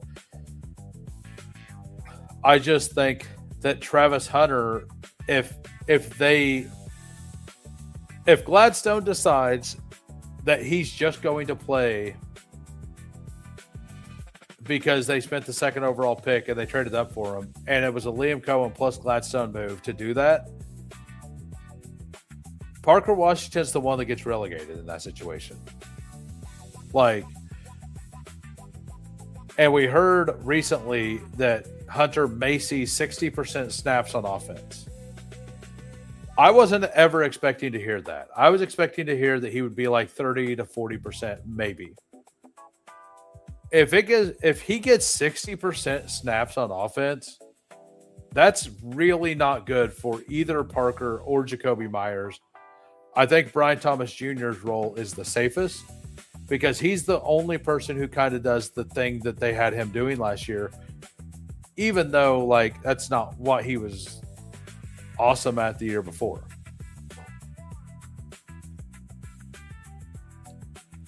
QJ at pick 90.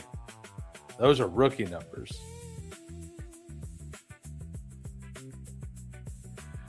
Yeah, I mean that's why I took him last draft. I still like Jaden Reed over QJ in Eliminator. I kind of don't love Quentin Johnston this year, so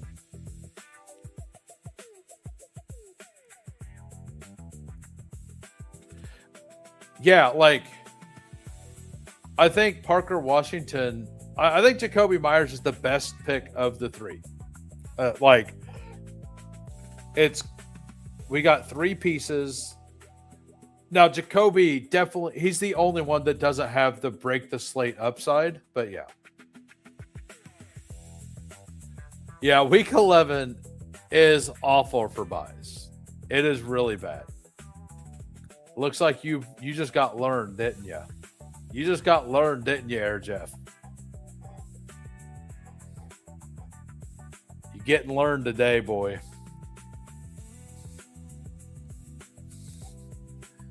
I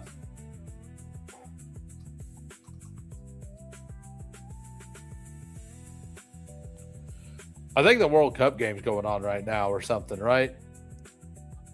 Maybe. I don't know. I heard something about soccer going to play today. So I don't have a quarterback yet. I'll just take two of these guys if they make it.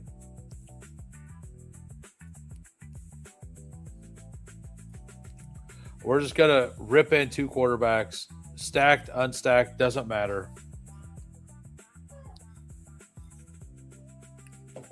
There is a guy that I do need to move up in my ranks, though.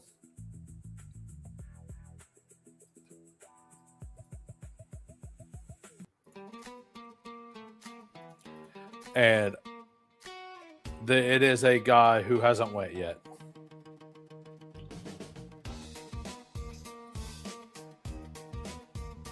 And it's the guy at the bottom of this list. So we have two different bye weeks here. We're good. Just locking that up. We ended up getting a stack there. We're securing points from the Detroit offense through Jared Goff there as well. Tesla's a guy I don't love in regular best ball, but I think he's a good pick for Eliminator. Just like Keaton Mitchell. I think Keaton Mitchell's a better Eliminator pick than he is a regular best ball pick. Because my vision of what Keaton Mitchell is going to do is at best he's going to give you like 2 or 3 like 13, 14 point games. Those are very useful in not getting eliminated and like advancing and stuff like that. That isn't useful for winning money in a playoff week or a playoff pod, or even advancing out of a 1 of 8. Like, it's not useful in those situations. Now, could I be wrong on what I believe his role is going to be? Absolutely. But that's kind of where I'm at. And like Isaac Tesla is kind of the same thing. I think he is going to get like six touchdowns again this year. I think that's going to happen. 4 catches for 40 yards and a touchdown is 11 to 12 points. That's a solid wide receiver 3 score. That's a really solid wide receiver 3 score. So, do I like him in Eliminator? I do. Do I think he's going to get very many like 80 yards and a touchdown with 7 reception games? No, I don't. But I think for Eliminator specifically, like those players are better picks.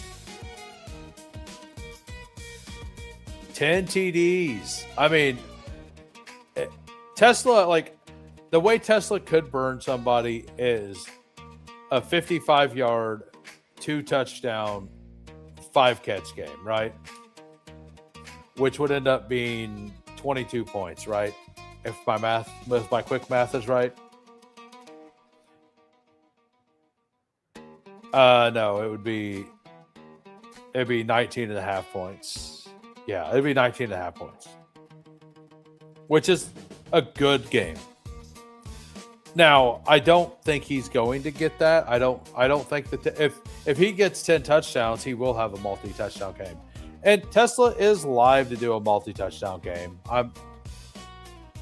It just has to happen in the playoff weeks for it to really matter. So for the audio listeners, we got a 2-3-4-1. It is an eliminator. We got Jordan Love, Jared Goff. Running backs, Henry, James Cook, Blake Corum. Wide receivers, Olave, Higgins, Adunze, Jaden Reed, and Tyler Warren.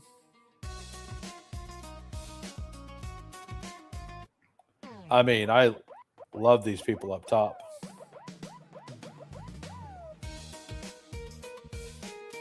I definitely want one of these 2 tight ends. Hopefully, Brew Crew's going to take one, though.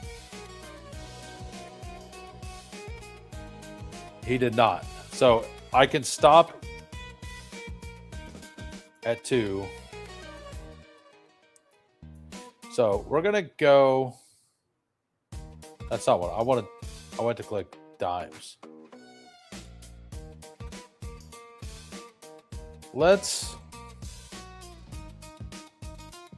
I feel like taking Kincaid here. I just do. And then Daniel Jones. So we got a little stack there with Daniel Jones and Tyler Warren. Do I think stacking matters that much, Eliminator? I don't. But I also don't think it's bad, right? If Tyler Warren's worth his price, it probably means Daniel Jones is having a pretty solid season. Kincaid opens me up to stop at these 2, or I can add a 3rd. It's pretty open to do whatever. I know a lot of this lobby hates Pacheco. I would easily take Pacheco at 156 if he makes it back. I don't remember what his rank is. He goes at 150. I have him at 140. I have him well above ADP. And that is an eliminator specific thing too. It kind of goes along the Keaton Mitchell thesis. Do I think he's going to crush you in a playoff week? No, I don't. Do I think he can help get you through a couple weeks? Yeah, I think that a 10-point game, 40 yards and a touchdown, and 2 receptions for 10 yards, I think that could be fine. Like, I think that would be enough to advance you in some weeks in Eliminator.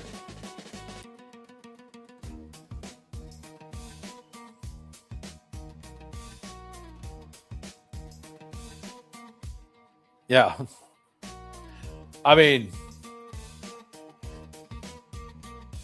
I feel like we're going to get more Isaiah. I feel like Isaiah Pacheco and Keaton Missile at the end of the year will have very similar stat lines, but missiles will come in bigger chunks. I think they'll both have like 400 yards, 5 to 6 touchdowns, 15 receptions for 97 yards or something.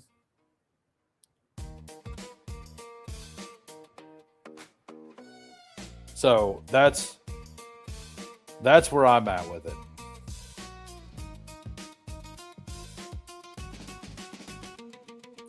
And yes, we're just making up numbers out here. But that's what we did. Zach Charbonnet, huh? Ahead of ADP, Zach Charbonnet.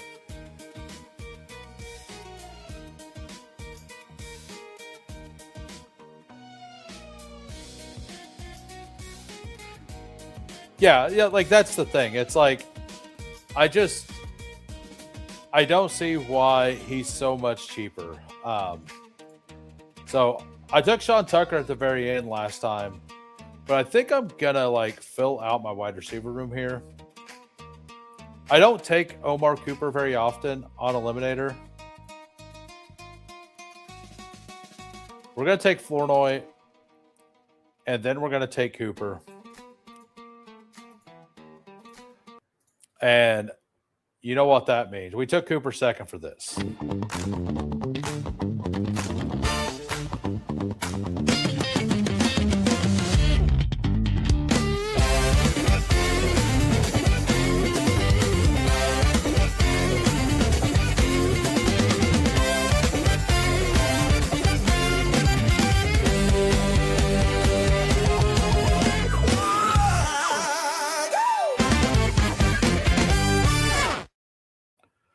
Yeah, one of the bull cases for doing eliminators right now is because Zach Charbonnet is going to pick 150.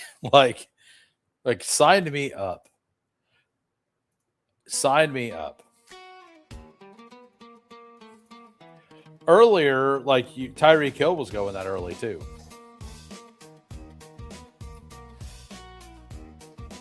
So we're leaning into the double anchor here with Corum. We're going to go 6 running backs, probably.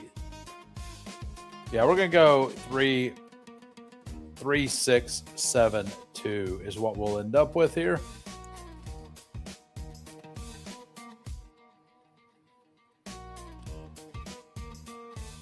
So we got who all we got in here that we got to review? We got to review Jarrett. We got Cade, Game Tight, Brew Crew, Air Jeff.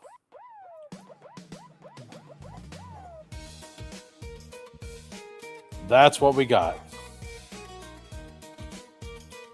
So that'll be nice. It'll give me a nice 15-minute break before my my stream with Nice and Blunt.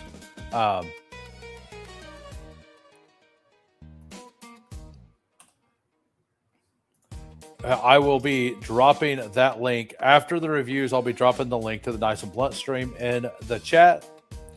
So if you guys would like to hear that, what we're going to do is we're going to talk about things that we want to hear. 3 positive news pieces we want to hear during training camp, and 2 pieces of news we really don't want to hear during training camp. I sent mine over to him. He made the graphic. I don't know what his are. So one of the things was on. I had a bull case on. He had a bear case on. He told me, but other than that, I think it's all different things. What's up, Colin? What's up, who? Well, how are we doing, Colin? Thanks for popping in. So. But yeah, we'll be doing that at 6:30. It'll be pretty fun. Doing some content that's not just drafting is kind of where I want to take the channel anyway. What's up, Who and Colin? Hey, by the way, what'd you think of the members only stream last night? I know you seemed pretty excited to do it. Do you think it was it fun? Was it not? I'm just looking for feedback on it.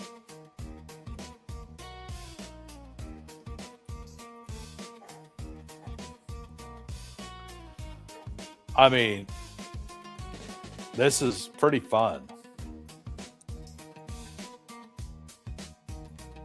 Do I want Coleman here? Coleman would be the same bye week as Sean Tucker. Let's move on down to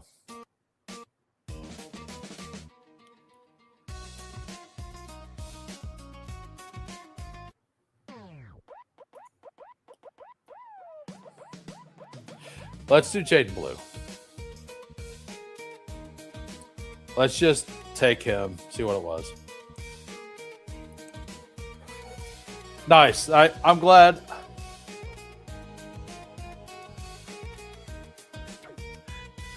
I don't know. It was fun to execute. I had a good time with it. I think the team turned out pretty well. The Jacoby Myers fall was fantastic.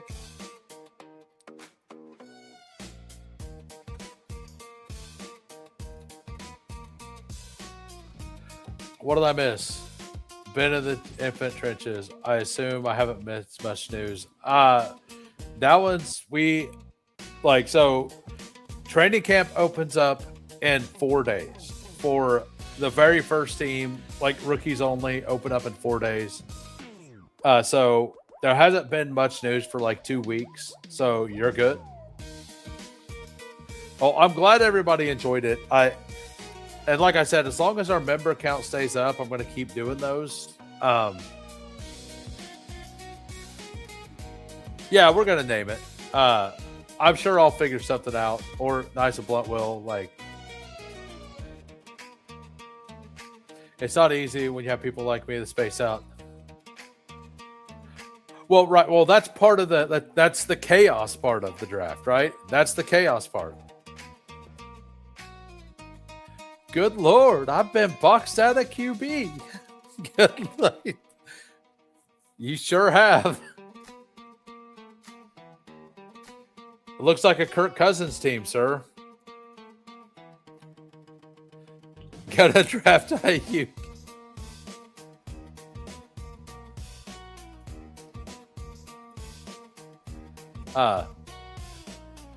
This draft is half Who stream and half Jerry stream. Oh, Jerry's streaming as well? Got it.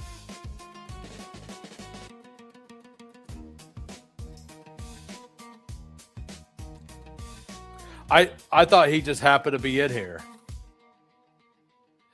But yeah, we yep,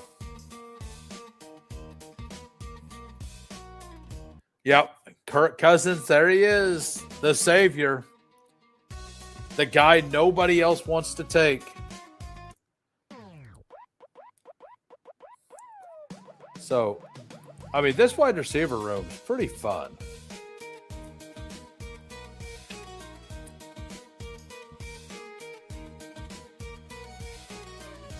I really want one of those two. Marshawn Lloyd actually makes a lot of sense on this team.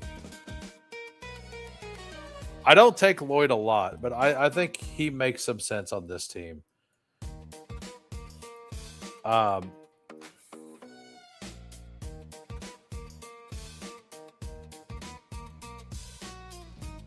So bye week wise, I don't have a bye week 7, huh? That's wild.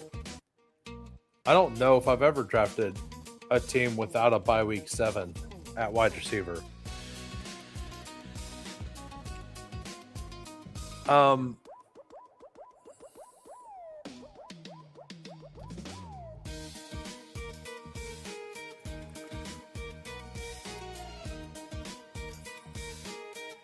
We're going to do Lloyd.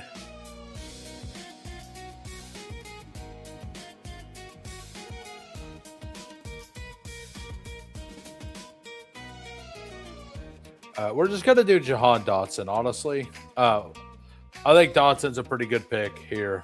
So new strains with new waves. It sure is a Kirk team. Take Cousins and Beck. Pass the baton. Halo, snips, and ADP gripes. We got all right, so we got a 3-6-7-2 here. We got Jordan Love, we got Jared Goff, we got Daniel Jones as our third quarterback. Running backs, double anchor, Derrick Henry, James Conner, Blake Corum, Sean Tucker, Jaden Blue, and Marshawn Lloyd. Slappy Central. Olave, Higgins, Roma Dunze, Jaden Reed, Ryan Flournoy, Omar Cooper, Jahan Dotson, tight end, Tyler Warren, Dalton Kincaid. Just a solid team, honestly. Just a solid team. Nothing else to say. Just solid all the way around. Like all four positions, fine. Pretty good. All of them have upside. All of them have floor. Just well built. I mean, it has to be. I mean, Davis Maddock made it, so he's the one that made Slappy popular. Orange and a new stack. I don't get that one. But we will be reviewing the teams once the last pick is in. We'll be doing Air Jeffs, we'll be doing Brew Crews, then we'll be doing Game Tight and Cades. And then we'll be heading out.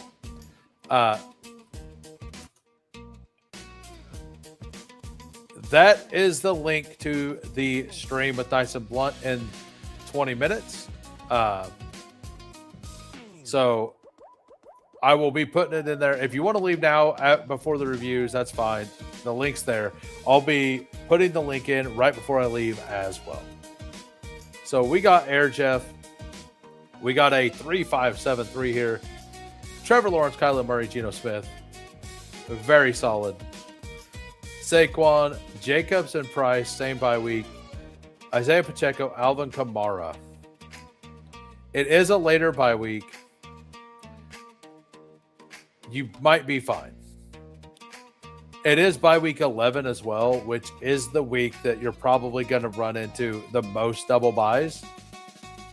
So you might be good. Jefferson, Egbuka, Adams, Jacoby Myers, Stephon Diggs, Kirk, Tim Patrick. Why? And then Tucker Kraft, Isaiah Likely, and Greg Dulcich. I like 17 of these picks. You can take a guess at which one I don't like.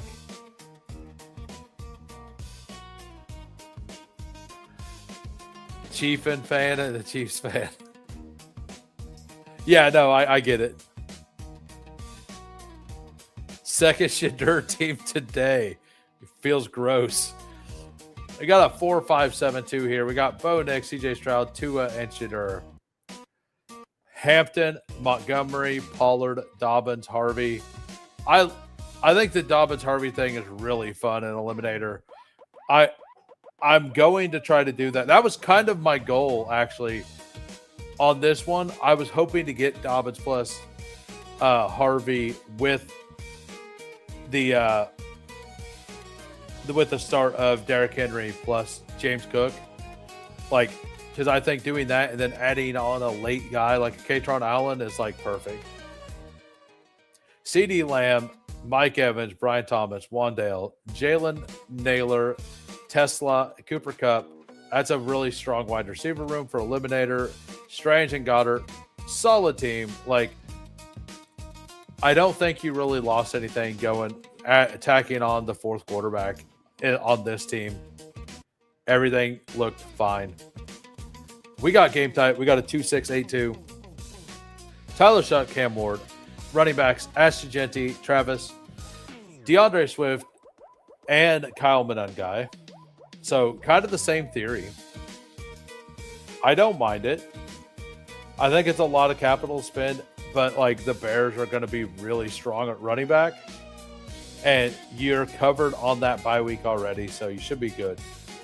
JMO, Tate, Godwin, Higgins, Tucker, Trey Harris, Calvin Ridley, Darnell Mooney, Bowers, Laporta. Overall, I like the team.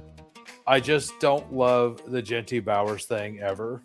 I could be wrong, but I'm never going to be a fan of that. 29.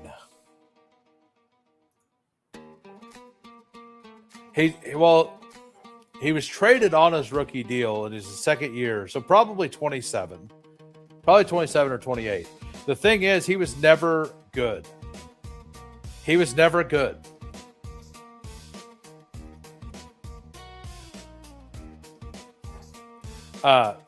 So we got Cade.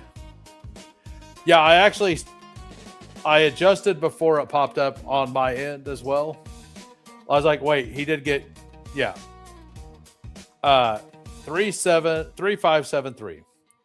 Jaden Daniels, Kirk Cousins, Michael Penix.